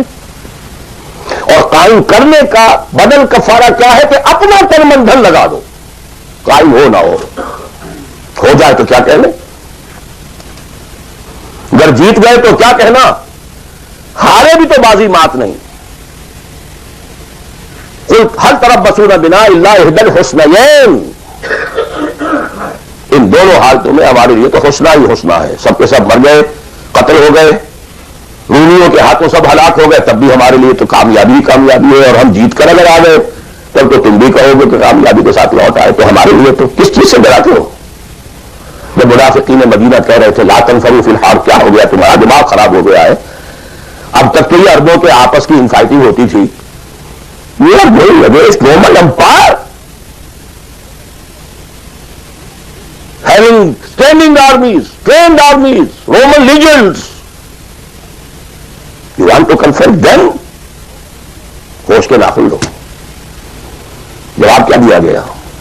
قل لن يصيبنا الا ما كتب الله لنا هو مولانا هل تربصون بنا الا احدى الحسنيين. We don't have to lose anything. ہر حال میں جیت ہے. اگر جیت گئے تو کیا کہنا، اور ہارے بھی تو بازی مات نہیں. سکسیس ہی سکسیس. تو وہ طریقہ کیا ہے، اس کے سٹیجز کیا ہے، میں نے بہت تفصیل سے، اللہ کا شکر ہے، یہ چیزیں انگریزی میں بھی میتھڈالوجی کیا ہے، ریولیوشن کی میتھڈالوجی کیا ہے. بس یہ کہ جو میں نے کل بھی رات بھی بیان کیا تھا کہ اگرچہ دین تمام انبیاء کا ایک رہا لیکن شریعت و منہاج علیحدہ علیحدہ رہے. شرع لکم من الدین ما وصی بہ نوحا والذی اوحینا الیک وما وصینا بہ ابراہیم وموسیٰ وعیسیٰ. لیکن وَلِكُلٍّ جَعَلْنَا مِنْكُمْ شِرْعَةً وَمِنْهَاجًا. شریعت سپریٹ، منہاج سپریٹ. ہمارے لیے لازم شریعت محمدی اور منہج محمدی صلی اللہ علیہ وسلم. اس میں ساری نفی ہے. جی حضرت یوسف نے تو یوں کیا تھا، میں کیا تھا. وہ تو غیر اسلامی ماحول میں جا کر اور غیر اسلامی حکومت کے اندر انہوں نے بہت اونچا آفس لے لیا تھا. انہوں نے پہلے شرط نہیں لگائی، پہلے ایمان لاؤ پھر میں آ کے تمہارے ہاں یہ کام کروں گا. وہ منہج اور منہاج ہمارے لیے نہیں ہے. لقد کان لکم فی رسول اللہ اسوۃ حسنہ لکل جعلنا منکم شرعۃ ومنہاجا. اب آپ یہ کہیں کہ صاحب ان کے ہاں تو شراب حرام نہیں تھی، تو نہیں تھی، تو نہیں تھی. ہمارے ہاں حرام ہے. سابقہ شریعتوں میں سجدہ تعظیمی حلال تھا، کسی کے سامنے جھک جانا، ہمارے لیے حرام کر دی گئی ہے. شریعت اب محمد کی ہے صلی اللہ علیہ وسلم. بمصطفیٰ برسا کی خیش راک دی ہماؤ اگر بول رسیدی تمام بولا بیس. اسی طرح منہج اور منہاج محمد کا ہوگا صلی اللہ علیہ وسلم. لن يصلح آخر هذه الامہ الا بما صلح به اولها. اس امت کے آخری حصے کی اصلاح نہیں ہو سکے گی مگر صرف اس طریقے سے جس طریقے پر پہلے حصے کی اصلاح ہوئی تھی.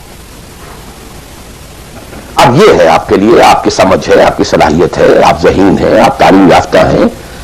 Red between the lines of the سیرہ. منہج اخذ کیجیے سیرت سے. کیا منہج تھا، کیا میتھڈالوجی، کیسے آپ نے کام شروع کیا، کتنے سٹیجز سے گزرے، کسی ایک سٹیج سے دوسری سٹیج میں جانے کے لیے کیا شرط تھی، کس درجے تک ایک کام اکمپلش ہو جائے تو پھر اگلے درجے پہ قدم رکھا جائے. یہ ساری چیزیں وہ آپ کو ڈیڈیوس کرنی ہوں گی، انفر کرنی ہوں گی. اس کا استدلال کیجیے، استنباط کیجیے، استخراج کیجیے اور اس سے نکالیے. لیکن یہ کہ میں اس وقت اس تفصیل میں نہیں جا رہا ہوں سوائے ان دو باتوں کے کہ نمبر ایک، منہج، منہاج، میتھڈالوجی لازماً سیرت محمدی سے لینی ہوگی صلی اللہ علیہ وسلم. اور دوسری بات، یہ کام ہرگز ہرگز انفرادی طور پر نہیں ہو سکتا. اس کے لیے جماعت لازمی. دھوکہ دیں گے اپنے آپ کو اگر سمجھتے ہیں کہ ہم یہ کام کر رہے ہیں. ہاں ایک آدمی ہے جماعت بنانے کی دھوم میں لگا ہوا ہے، ابھی لوگ اس کے ساتھ نہیں آئے، وہ جماعت کے حکم میں ہے. کان ابراہیم امۃ قانتا. کل آ جائیں گے، پرسوں آ جائیں گے. کوئی وقت آئے گا کہ گئے دن کے تنہا تھا میں انجمن میں، یہاں میرے رازداں اور بھی ہیں. آخر حضور کو بھی پہلے دن تو 4 ہی ملے تھے، خدیجہ کبریٰ رضی اللہ تعالی عنہ، ابو بکر صدیق رضی اللہ تعالی عنہ، علی رضی اللہ تعالی عنہ، زید بن حارثہ رضی اللہ تعالی عنہ، 4 ہی تو ملے تھے نا. اور 10 برس میں جا کے بھی بمشکل 125 ملے تھے. ایسا نہیں تھا کہ ٹھٹ کے ٹھٹ لگ گئے ہوں اور ہزاروں اور لاکھوں آ گئے. In the 10th year after the beginning of Wahi, not more than 125, maximum 150 people were around him. لیکن جماعت، ید اللہ علی الجماع، علیکم بالجماع. اور اس میں حضرت عمر کا جو اثر ہے، اثر کو بھی ہم حدیث کہتے ہیں. حدیث 2 چیزوں کے مجموعے کا نام ہے، اخبار و آثار. رسول کا کوئی قول، کوئی فعل، کوئی تقریر، کسی چیز کو آپ نے دیکھا برقرار رکھا، یہ خبر کہلاتی ہے. صحابی کا کوئی فعل، کوئی قول یا تقریر، یہ اثر کہلاتی ہے. اخبار جمع آثار یہ حدیث ہے. تو اثر ہے حضرت عمر کا رضی اللہ تعالی عنہ. لا اسلام الا بالجماع، ولا جماع الا بالامارہ، ولا امارہ الا بالسماع، ولا سماع الا بالطاعہ. کوئی اسلام نہیں بغیر جماعت کے، کوئی جماعت نہیں بغیر امارت کے، کوئی امارت نہیں جب تک کہ حکم سنا نہ جا رہا ہو، اور کوئی سماعت کے معنی نہیں جب تک کہ حکم مانا نہ جائے. جماعت ایسوسیشن نہیں، انجمن نہیں، سوسائٹی نہیں، ادارہ نہیں. Institution is something else, association is something else. Organisation, party, حزب اللہ، حزب الشیطان.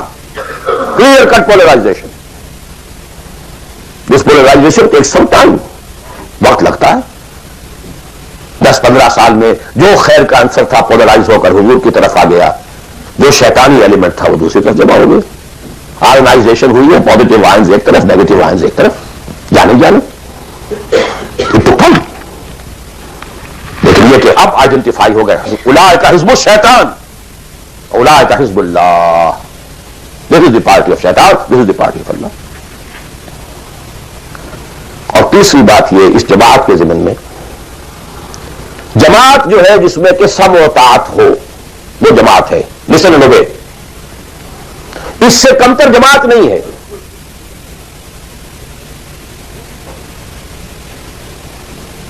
لیکن یہ جماعت مختلف قسم کی ہو سکتی ہے. ایک کانسٹیٹیوشنل جماعت ہو سکتی ہے، اس میں کانسٹیٹیوشن کو وہ حیثیت حاصل ہوتی ہے کہ you have to obey it. کوئی اس کا صدر بنتا ہے تو حلف لیتا ہے کہ I will be loyal to this constitution.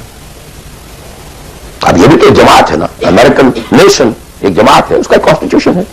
صدر آئے گا حلف لے گا، کوئی اور آئے گا حلف لے گا، چیف جسٹس ہوگا حلف لے گا. اس کانسٹیٹیوشن کا، کسی آدمی کا نہیں ہے اس میں حلف.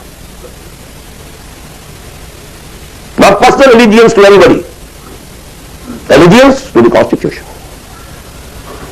اسی طریقے سے جماعتیں بنے، ان کا دستور ہو، یہ ممبرشپ کی ریکوائرمنٹ ہے، یہ آپ پورا کریں گے ممبر بن جائیں گے، آپ امیر منتخب کریں گے کثرت رائے سے. پھر یہ کہ امیر جو ہے وہ بھی شورا بھی منتخب کریں گے، شورا کی رائے کا وہ پابند ہوگا یا نہیں ہوگا، کس درجے میں ہوگا، کس درجے میں، آپ بنا لیجیے کانسٹیٹیوشن. اور جو شخص بھی شامل ہوگا وہ اس کانسٹیٹیوشن کا حلف اٹھائے. abide by this constitution. اس قسم کی جتنی جماعتیں ہیں، please take it from me, مباح ہیں، جائز ہیں، حلال ہیں، بشرطے کہ اس میں ڈسپلن ہے، اوبیڈینس ہے. The only difference is کہ اس میں اوبیڈینس یا ڈسپلن کسی فرد کے ساتھ الیجینس پر نہیں ہے، بلکہ ایک کانسٹیٹیوشن کے ساتھ الیجینس پر ہے. But we have to obey. Listen and obey. Can't go beyond that constitution. تو مباح اور حلال اور جائز ہر وہ جماعت ہے کسی بنیاد پر بنی ہوئی ہو جس میں ڈسپلن ہے اور سم و طاعت ہے، لسن اینڈ اوبے ہے. لیکن منسوس، مسنون، معصور، یہ تین الفاظ. منسوس وہ شے ہے کہ جس کا ذکر قرآن اور حدیث میں ہو، نص یہ ہے ہماری. مسنون وہ شے ہے جس پر حضور نے عمل کیا ہو. معصور وہ شے ہے جس پر کہ آپ کے بعد بھی ہماری امت کے لوگوں نے عمل کیا ہے. صرف ایک طریقہ ہے اور وہ ہے پرسنل بیعت کا، شخصی بیعت. allegiance to a person. That is called بیعت. ہمارے ہاں حضور نے لی تو بیعت لی، حالانکہ آپ نبی تھے، رسول تھے، آپ کی اطاعت تو کرنی ہی کرنی تھی، اس کا کوئی سوال ہی پیدا نہیں ہوتا. کسی اور ایڈیشنل فارمل کسی ایگریمنٹ کی کوئی ضرورت ہی نہیں. But we have to leave some اسوہ فار دی امہ. اگر یہ نہ ہوتا تو بعد میں والوں کے لیے، بعد میں تو کوئی نبی تو نہیں آنا، رسول تو نہیں آنا، اس وقت کہاں سے آتا پھر؟ بايعنا رسول اللہ صلی اللہ علیہ وسلم على السمع والطاعة في العسر واليسر والمنشط والمكره وعلى عثرة علينا وعلى لا ننازل امر له وعلى نقول بالحق اينما كنا لا نخاف في الله لومة لائم. متفق علیہ. بخاری مسلم دونوں میں یہ حدیث موجود ہے. عبادہ بن صامت رضی اللہ تعالیٰ. سوچیے کہ رسول مان لیا تو یہ ساری باتیں کہنے کی ضرورت کیا ہے؟ Sometimes I do wonder, brother, when you say Allahumma taqabbal minna ruku'ana wa sujudana wa what is it? Salatana. That's it, inshallah. Rabbana taqabbal minna innaka anta as-sami'ul 'alim. Everything. Why do we all counting them? اور کیا چیز اللہ تعالیٰ تسبیح ہے، تحمید ہے، تکبیر بھی ہم کر رہے ہیں، تکبیرنا و تسبیحنا و تحمیدنا و رکوعنا و سجودنا و قنوتنا، everything. Everything. ربنا تقبل منا انك انت السميع العليم واذ يرفع ابراهيم القواعد من البيت واسماعيل ربنا تقبل منا انك انت السميع العليم. So actually, but here we find, اطاعت حضور کے لیے ایک بات تھی، ماننا ہے ہر کو ماننا، لیکن یہ ساری شرطیں کیوں دی محمد نے صلی اللہ علیہ وسلم؟ It was not an oratory. یہ کوئی خطابت نہیں تھی، لفاظی نہیں تھی. یہ در حقیقت اس جماعت کے لیے ناگزیر شرائط ہے. سم و طاعت فی العسر والیسر، سننا اور ماننا چاہے مشکل ہو چاہے آسانی ہو، والمنشط والمکرہ، چاہے طبیعت آمادہ ہو اور چاہے طبیعت پر جبر کرنا پڑے. کوئی معاملہ کا فیصلہ ہوا ہے جو آپ کی رائے کے خلاف ہوا ہے، لیکن فیصلہ ہے، امیر کا حکم ہے، اب آپ کو اپنی طبیعت پر جبر کرنا پڑے گا اسے ماننے کے لیے، ماننا ہوگا. اور اگر فیصلہ آپ کی رائے کے مطابق ہوا ہے تو آپ بڑے شرائع صدر کے ساتھ اس پر عمل کریں. وعلی عثرۃ علیہ، چاہے آپ دوسروں کو مجھ پر ترجیح دے دیں، that is the main thing. جماعتوں کا بیڑا غرق تو ہوتا ہے اس چیز سے. آپ نے اس کو کیوں بنا دیا؟ میں پرانا آدمی، میں سینئر آدمی، آپ نے زید بن حارثہ کو بنا دیا. یہ تو آزاد شدہ غلام ہے. اب بڑے بڑے جلیل القدر جو ہے قریش کے سردار اس کے تحت جائیں گے. حضور کا چچاداد بھائی ساتھ ہے. زید شہید ہوئے ہیں، جعفر طیار رضی اللہ تعالی عنہ، ابن ابی طالب ہی واز انڈر ہم. پھر آخری لشکر میں آپ نے اسامہ کو بنا دیا، اور ستم بالا ہے ستم. اس کی کمان میں آپ دے رہے ہیں کہ بارے صحابہ کو. No, it's your prerogative. To whomsoever you give the office, it's your prerogative. We are not going to question. کبھی نہیں آپ پر اعتراض کریں گے. آپ اعلی اثرۃ علینا، آپ جس کو چاہے ہم پر ترجیح دیں. لا ننازل امرہ لہ، جس کو آپ ذمہ دار امیر بنا دیں گے اس سے جھگڑیں گے نہیں، کوآپریٹ کریں گے. وَلَا نَقُولَ بِالْحَقِّ أَيْنَمَا كُنَّا لَا نَخَافُ فِي اللَّهِ لَوْمَةَ لَائِمٍ. البتہ جہاں بھی ہوں گے حق بات کہیں گے، جو اپنی رائے ہے وہ ضرور دیں گے، زبان اپنی بند نہیں کریں گے کہ خام خواہ کوئی مذاق اڑے گا میں نے یہ بات کہہ دی. نہیں، I won't withhold my opinion. وہ میں بیان کروں. Complete constitution of حزب اللہ ایک حدیث میں. بہرحال اب آخری بات کی طرف میں آ رہا ہوں. ذرا پھر گن لیجئے کہاں سے ہم چلے تھے. 100 بات کی ایک بات، ہاتھی کے پاؤں میں سب کے پاؤں، ایک لفظ عبادت پورا کر دو، نجات بھی ہے، فوج بھی ہے، فلاح بھی ہے، سب کچھ. اور میں تو یہی ہے کہ آپ کامیاب ہو گئے تو جتنا آپ گڑ ڈالیں گے اتنا میٹھا ہوتا جائے گا، جتنا اور ایگزرٹ کریں گے اتنے نمبر زیادہ آتے جائیں گے. تو رشت بھی ہوگا، سعادت بھی ہوگی، فوج بھی ہوگی، فلاح بھی ہوگی. بٹ منیمم نجات. عبادت کے دو اجزاء لازم، جسم کے مانند ویزیبل جز ٹوٹل اوبیڈینس، روح کے مانند اس کی اصل اسپرٹ اللہ کی محبت. اوبیڈینس اور محبت میں اللہ اور رسول دونوں یکجا، نظری طور پر اللہ اول رسول ثانی، عملاً رسول اول اللہ ثانی. اوبیڈینس میں غلطی ہو جائے وقتی طور پر، غیر شعوری طور پر، بھول میں، چوک میں، جذبات کے طوفان میں، وقتی طور پر ماحول سے اثر انداز ہو کر، ٹھیک ہے فوراً توبہ کر لو، اللہ معاف کر دے گا. ایک گناہ بھی اگر مستقلاً جان بوجھ کر اپنی زندگی کے اندر داخل کر لیا تو یہ بگ زیرو ہے، سارا بقیہ زیرو سے ضرب کھا کر زیرو ہو جاتا. تین چیزیں ایکسکلوسیو اللہ کے لیے ہیں. دعا صرف اللہ سے، تعظیم کے لیے جو مظاہر ہیں قنوت ہو، رکوع ہو، سجود ہو، صرف اللہ کے. اخلاص اور احتساب، مقصد ہو آپ کا اللہ کی رضا اور جزا بھی صرف اسی سے، یہ ایکسکلوسیو اللہ کے لیے تھی. اس کے بعد ہم نے کہا کہ انفرادی اور اجتماعی یہ مختلف دائرے ہوتے ہیں. انفرادی آدمی کر سکتا ہے، چاہے دقت آتی ہے کر سکتا ہو، چاہے بھوک آ جائے، فاقہ آ جائے، جان پر بن جائے، کر سکتا ہو. یہ ایک دائرہ ہے. نہیں کر رہا تو ناہنجار ہے. اور ایک حصہ وہ ہے جو کر ہی نہیں سکتا جب تک کہ نظام نہ بدلے.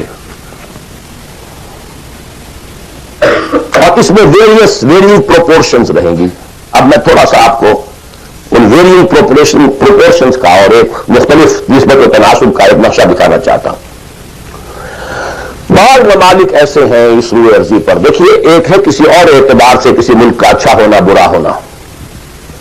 کہیں بادشاہت کا نظام ہے، کہیں ڈکٹیٹرشپ ہے، کہیں کچھ اور ہے، کہیں کچھ اور ہے، کہیں جو ہے بہت کرپشن ہے، کہیں رشوت زیادہ ہے، کہیں کوئی کچھ اور ہے، کچھ ان چیزوں کو چھوڑ دی. اس وقت میں خالی شریعت کی بات کر رہا ہوں، حلال و حرام کی بات کر رہا ہوں. کچھ ممالک ایسے ہیں جہاں شریعت پر عمل کرنے کا دائرہ کافی وسیع ہے. نماز، روزہ، حج، زکات بھی آپ کر سکتے ہیں. آپ کا پرسنل لا بھی پورا آپ کے مطابق ہے. شادی، بیاہ، نکاح، طلاق ٹوٹلی آپ کے اپنے ہاتھ میں ہے. لا آف انہیریٹنس بھی آپ کا چل سکتا ہے. کسی درجے میں حدود اور جو ہے سزائیں، حدود و تعزیرات بھی نافذ ہیں. اگرچہ پورا نظام تو نہیں ہے اللہ کا، ٹوٹل تو نہیں ہے. سودی نظام ہے، معیشت یہ ہے، فلاں ہے، بادشاہت ہے، یہ ہے، وہ ہے، سب کچھ ہے، ظلم ہے. لیکن یہ چیزیں انفرادی اعتبار سے دائرہ وہاں کافی وسیع ہے. اس کی مثالیں ہیں سعودی عرب، ایران آف ٹوڈے، اور مجھے زیادہ حالات معلوم نہیں ہے لیکن مجھے توقع ہے کہ سوڈان آف ٹوڈے، اور میرے خیال میں اس کے علاوہ کوئی نہیں. اس کے بعد ایک اور دائرہ آتا ہے اور وہ میرے نزدیک اس میں ٹاپ پر پاکستان ہے.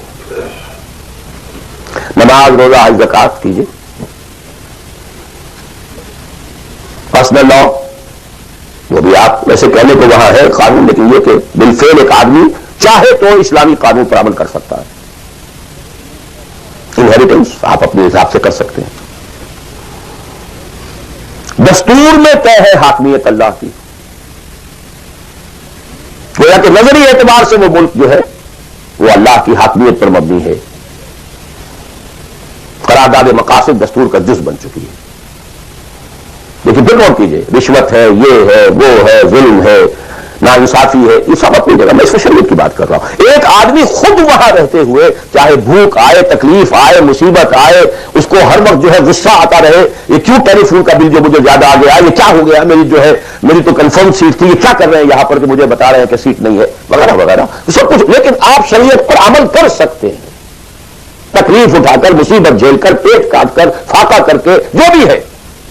بڑا کاروبار نہیں کر سکتے، چھوٹا تو کر سکتے ہیں، جس میں نہ انکم ٹیکس کا معاملہ آئے گا، نہ کسی اور کی خباثت آئے گی، نہ کچھ اور ہوگا. کر تو سکتے ہیں، پیٹ پال سکتے ہیں.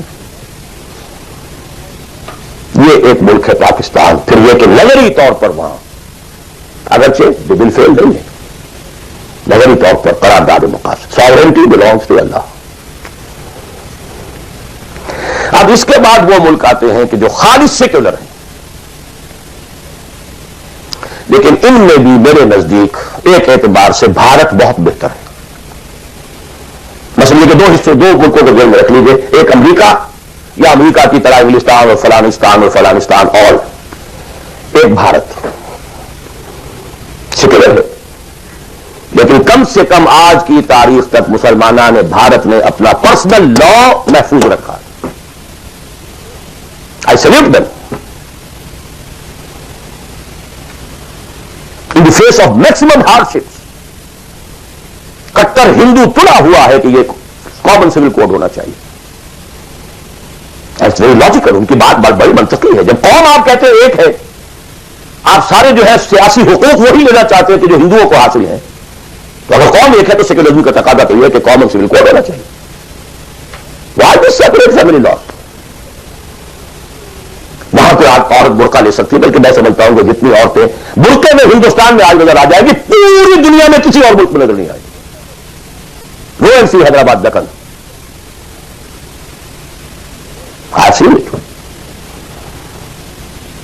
پاکستان میں تو برقعے کا نام و نشان بڑا، ڈھونڈ اب اس کو چراغے رخے ریوا لے کر کون؟ وہ تو فسودگی کی علامت تھی، غربت کی علامت تھی۔ بھارت اس میں سب سے اونچا ہے۔ نماز پڑھیے، روزے رکھیے، مسجدیں بنائیے، ہے کچھ وہ فرکشن ہے، مشکل ہے، جینا وہی مشکل ہوتا ہے، مشکل جہاں آسان ہوتی ہے۔ بہرحال اس کے بعد لیسٹ جو ہے اس اعتبار سے وہ ممالک ہے جن کا سر خیل امریکہ بہادر امریکہ شریف ہے۔ نماز روزہ کر لو، ناٹ ایون دی پرسنل لا۔ قرآن مجید میں پڑھ لیا کرو نکاح اور طلاق کے قوانین، دیٹس آل، نتھنگ ڈوئنگ، ثواب لے لیا کرو۔ تراویح میں سن لیا کرو انہیریٹنس کے لاز،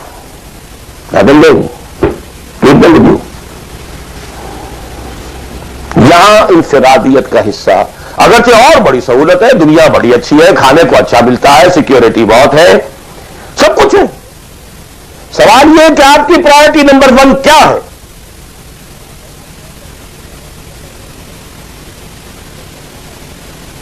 تو بائی چوائس اگر کسی کا مسئلہ ہے تو میرے نزدیک وہ بڑا مخدوش ہے۔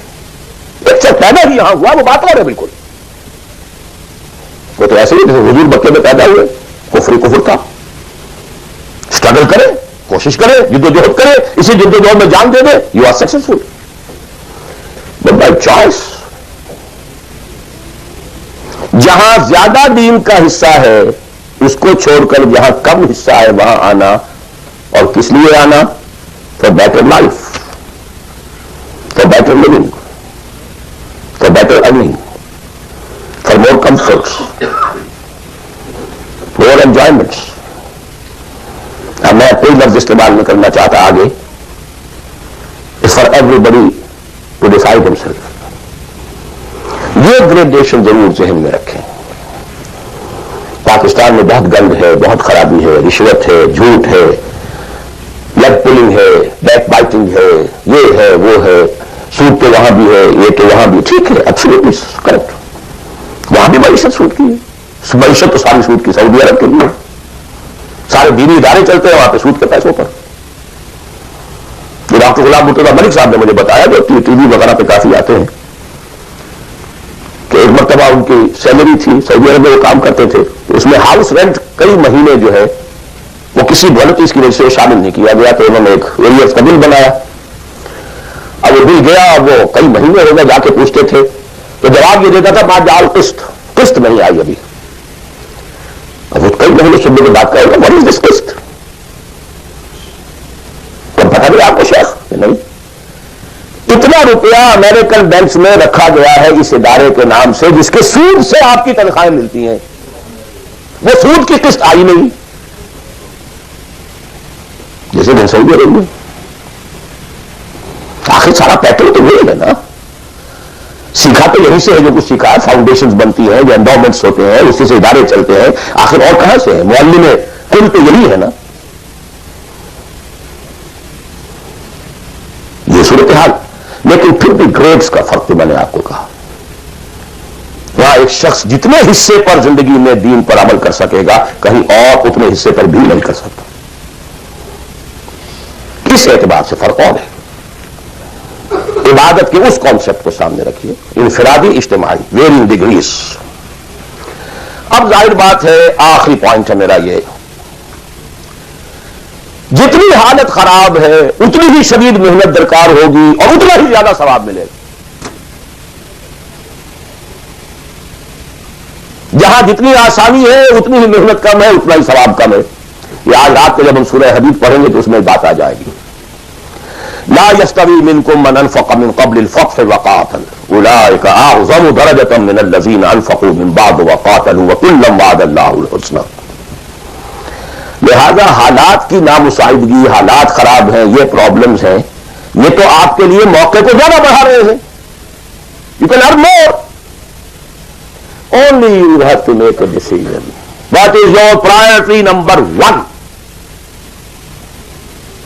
ان صلاتی و نسکی و محیای و مماتی للہ رب العالمین. جو منیمم سبسسٹنس لیول کے لیے جو ضروری ہے وہ ٹھیک ہے، ریسٹ اور اللہ فرض دین. قل ان کان آباؤکم و ابناؤکم و اخوانکم و ازواجکم وعشیرتکم واموال اقترفتموها وتجارۃ تخشون کسادها ومساکن ترضونها احب الیکم من اللہ ورسولہ وجہاد فی سبیلہ فتربصوا حتی یأتی اللہ بامرہ واللہ لا یہدی القوم الفاسقین. میں اللہ سے دعا کرتا ہوں کہ آپ اس کے لیے فرم فیصلہ کریں، اور اس کے لیے ظاہر بات ہے انفرادی حصے پر عمل انفرادی ہوگا، اجتماعی پر جماعت کے بغیر ممکن نہیں. کفارہ ادا کرنے کے لیے جماعت ہوگی، جماعت جو سموتات کے ساتھ ہو، چاہے یہ سموتات کسی دستور کا ہے اور چاہے یہ سموتات کسی شخص کا ہے. دستور کے ساتھ سموتات مباح ہے، جائز ہے، حلال ہے، لیکن ایک شخص کے ساتھ سموتات منصوص ہے، مسنون ہے، معصور ہے. اور ان دونوں کے درمیان جو فرق و تفاوت ہے اس کو بیان کرنے کی ضرورت نہیں. آخر میں دوبارہ یاد دلا رہا ہوں وہ دعا، اللہم ارنا الحق حقا وارزقنا اتباعہ وارنا الباطل باطلا وارزقنا اجتنابہ. اللہم وفقنا لما تحب وترضى. اللہم وفقنا نہجر کل ما تکرہہ. اللہم وفقنا نجاہد فی سبیلک جہد استطاعتنا. اللہم وفقنا نجاہد فی سبیلک باموالنا وانفسنا. اللہم وفقنا ان نبذل اموالنا ننفق اموالنا ونبذل انفسنا فی سبیلک. اللہم لا تزغ قلوبنا بعد اذ ہدیتنا وہب لنا من لدنک رحمہ انک انت الوہاب. اے اللہ ہمارے دلوں میں اگر اس وقت خیر کا کوئی رجحان پیدا ہوا ہے، کوئی عزم پیدا ہوا ہے، کوئی ارادہ پیدا ہوا ہے، تو اے اللہ اس ارادے کو تقویت دے، اس کو آگے بڑھا، اس پر عمل کرنے کی توفیق عطا فرما. اقول قولی ھذا واستغفر اللہ لی ولکم ولسائر المسلمین والمسلمات.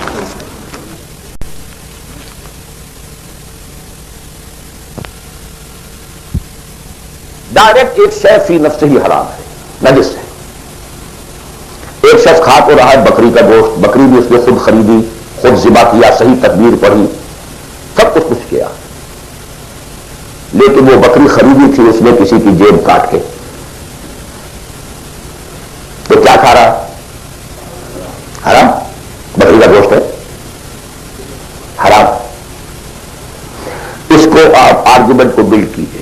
میں نے جو کچھ آج کہا ہے، باطل کے غلبے کے تحت زندگی گزارنا حرام ہے، الا یہ کہ آپ کی پوری توانائی اس کو بدلنے کے لیے صرف ہو رہی ہے. باقی تو اب ڈگریز کا فرق ہے، کوئی 50% حرام ہے، کوئی 60% ہے، کوئی 30% ہے، کوئی 100% ہے. سانس لینا حرام ہے.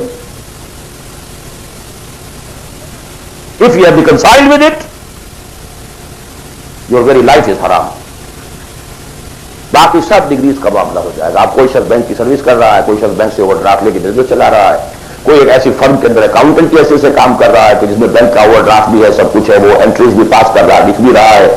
کوئی شخص بیچارہ مزدور ہے، اس کارخانے میں کام کر رہا ہے کہ جو چل ہی رہا ہے اوور ڈرافٹ کے اوپر، بینک کے اوپر. اب یہ آپ سمجھیے کہ ایک گریڈیشن تو ہوتی چلی جائے گی. کوئی کچھ بھی نہیں کر رہا، سانس لے رہا ہے، تو حضور نے فرمایا کہ ایک زمانہ آئے گا کہ انسان سود سے جو بچ بھی جائے گا، سود کے دخان اور بخار سے نہیں بچ سکے گا. ہی ہیز ٹو انہیل، سانس تو لینا ہے اسے، اور سانس کے ساتھ اس کا سود جائے گا. گندم کے ہر دانے کے اندر سود ہوگا تو کیا کرے گا؟ وہ ہے نظام کا معاملہ، اور آج دنیا میں ہم اس جگہ پہنچ گئے ہیں. نظام کی گرفت اتنی اسٹرانگ ہو گئی ہے، انڈیویجول کی حیثیت بالکل نہ ہونے کے برابر رہ گئی. بہت کنٹریکٹ ہو گیا ہے، بہت محدود ہو گیا ہے انفرادی آزادی کا دائرہ نظام. جی اور کوئی بات؟ جی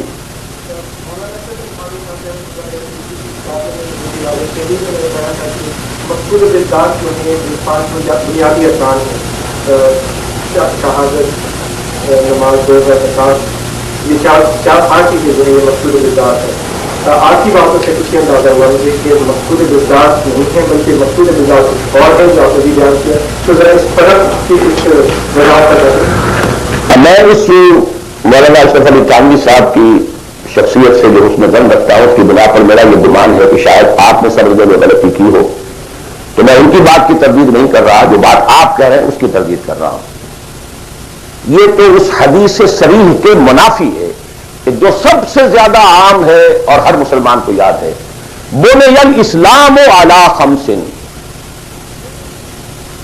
5 چیزوں پر اسلام قائم ہے. تو مقصود بالذات کیا ہے؟ اسلام یا نماز، روزہ، حج و زکات؟ اسلام. There are pillars and pillars are there to support the roof. The roof is Islam, عبادت. ادخلوا فی السلم کافہ. اعبدوا اللہ، اسلام، عبادت، اطاعت، یہ سب کے سب جو ہیں در حقیقت اس کے پلرز ہیں، ارکان اسلام ہیں. رکن کہتے ہیں ستون کو، ستونوں پر عبارت کھڑی ہے. بنی الاسلام علی خمس، these are the supports. بدقسمتی یہ ہے کہ جب دین کی بجائے ہمارا ذہن مذہب کا ہو گیا، اس کے بعد سے ساری توجہ ان سپورٹس پر ہے، ارکان پر ہے. اور چھت کی جگہ چھوٹی سی ہے جو سیلنگ لگا رکھی ہے ہم نے، بس شراب حرام ہے، سور حرام ہے، سود نہیں چلتے ہوئے جانے دو. وہ جو کراچی میں وہ بس والے کہتے ہیں جانے دو، باقی سب ٹھیک ہے، بس یہ کہ سود یہ سور نہیں کھانا، سود کھاؤ. دال اور رے کا فرق ہے سر.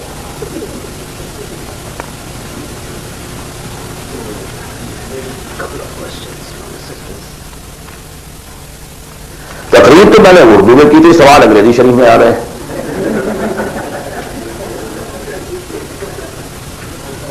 اب یہ وہی گوشت کے احکام شروع ہو گئے ہیں.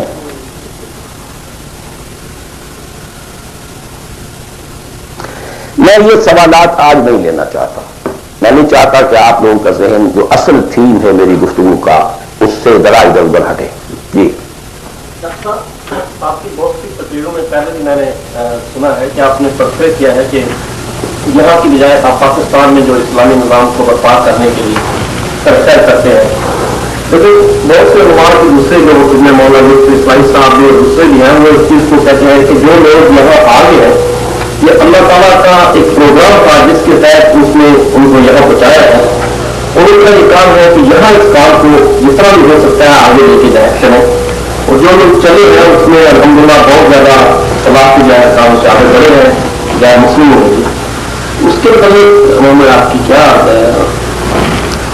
کیا خیال ہے؟ یہ سوال ریکارڈ ہو گیا ہوگا یا نہیں ہوا ہوگا؟ جواب سے سمجھ میں آ جائے گا کہ سوال کیا ہے. دیکھیے، میں نے ایک بات عرض کی تھی، جو شخص کہیں پیدا ہوا ہے اس کے اوپر پہلی ذمہ داری اسی جگہ کی ہے.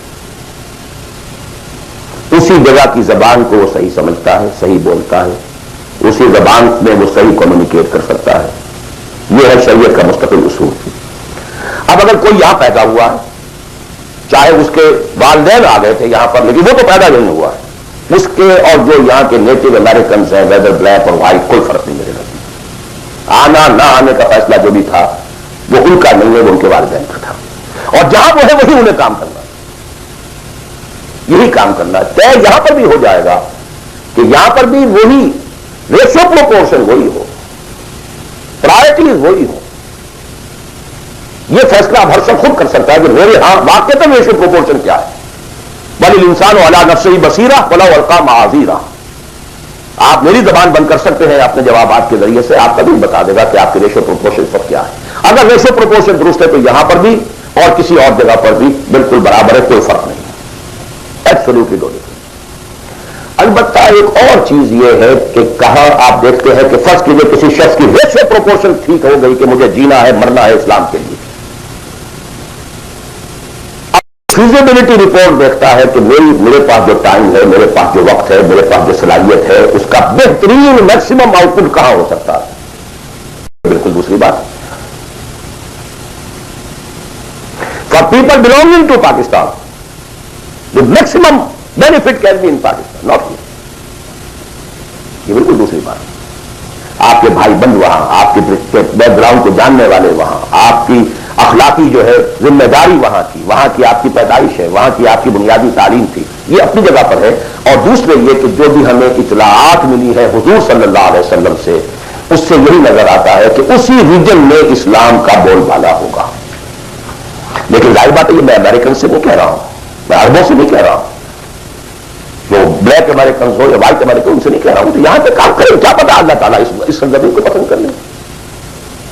بھارت جو یہاں آ گئے کسی وجہ سے آیا، اب اس کو بھی چھوڑ دیے، وہ ماضی کا ہے.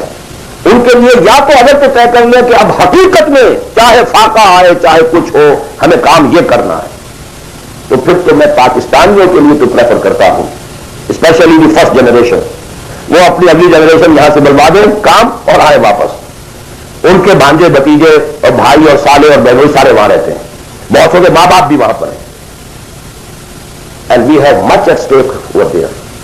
The only country in the whole of the world which was founded in the name of Islam.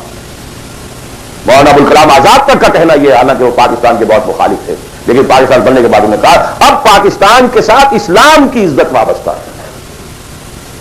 تکبیر، اللہ اکبر، تکبیر، اللہ اکبر. اسی طرح مولانا مدنی رحمۃ اللہ علیہ نے فرمایا، حالانکہ پاکستان کے شدید مخالف تھے، ڈابھیل تشریف لائے ہوئے تھے، وہ وہاں کسی نے چھیڑ دیا ہوئے، پارٹیشن کی کچھ عرصے کے بعد کی بات ہے. پاکستان کے بارے میں کیا خیال ہے، سمجھ گئے کہ کیا چاہتا ہے مجھ سے.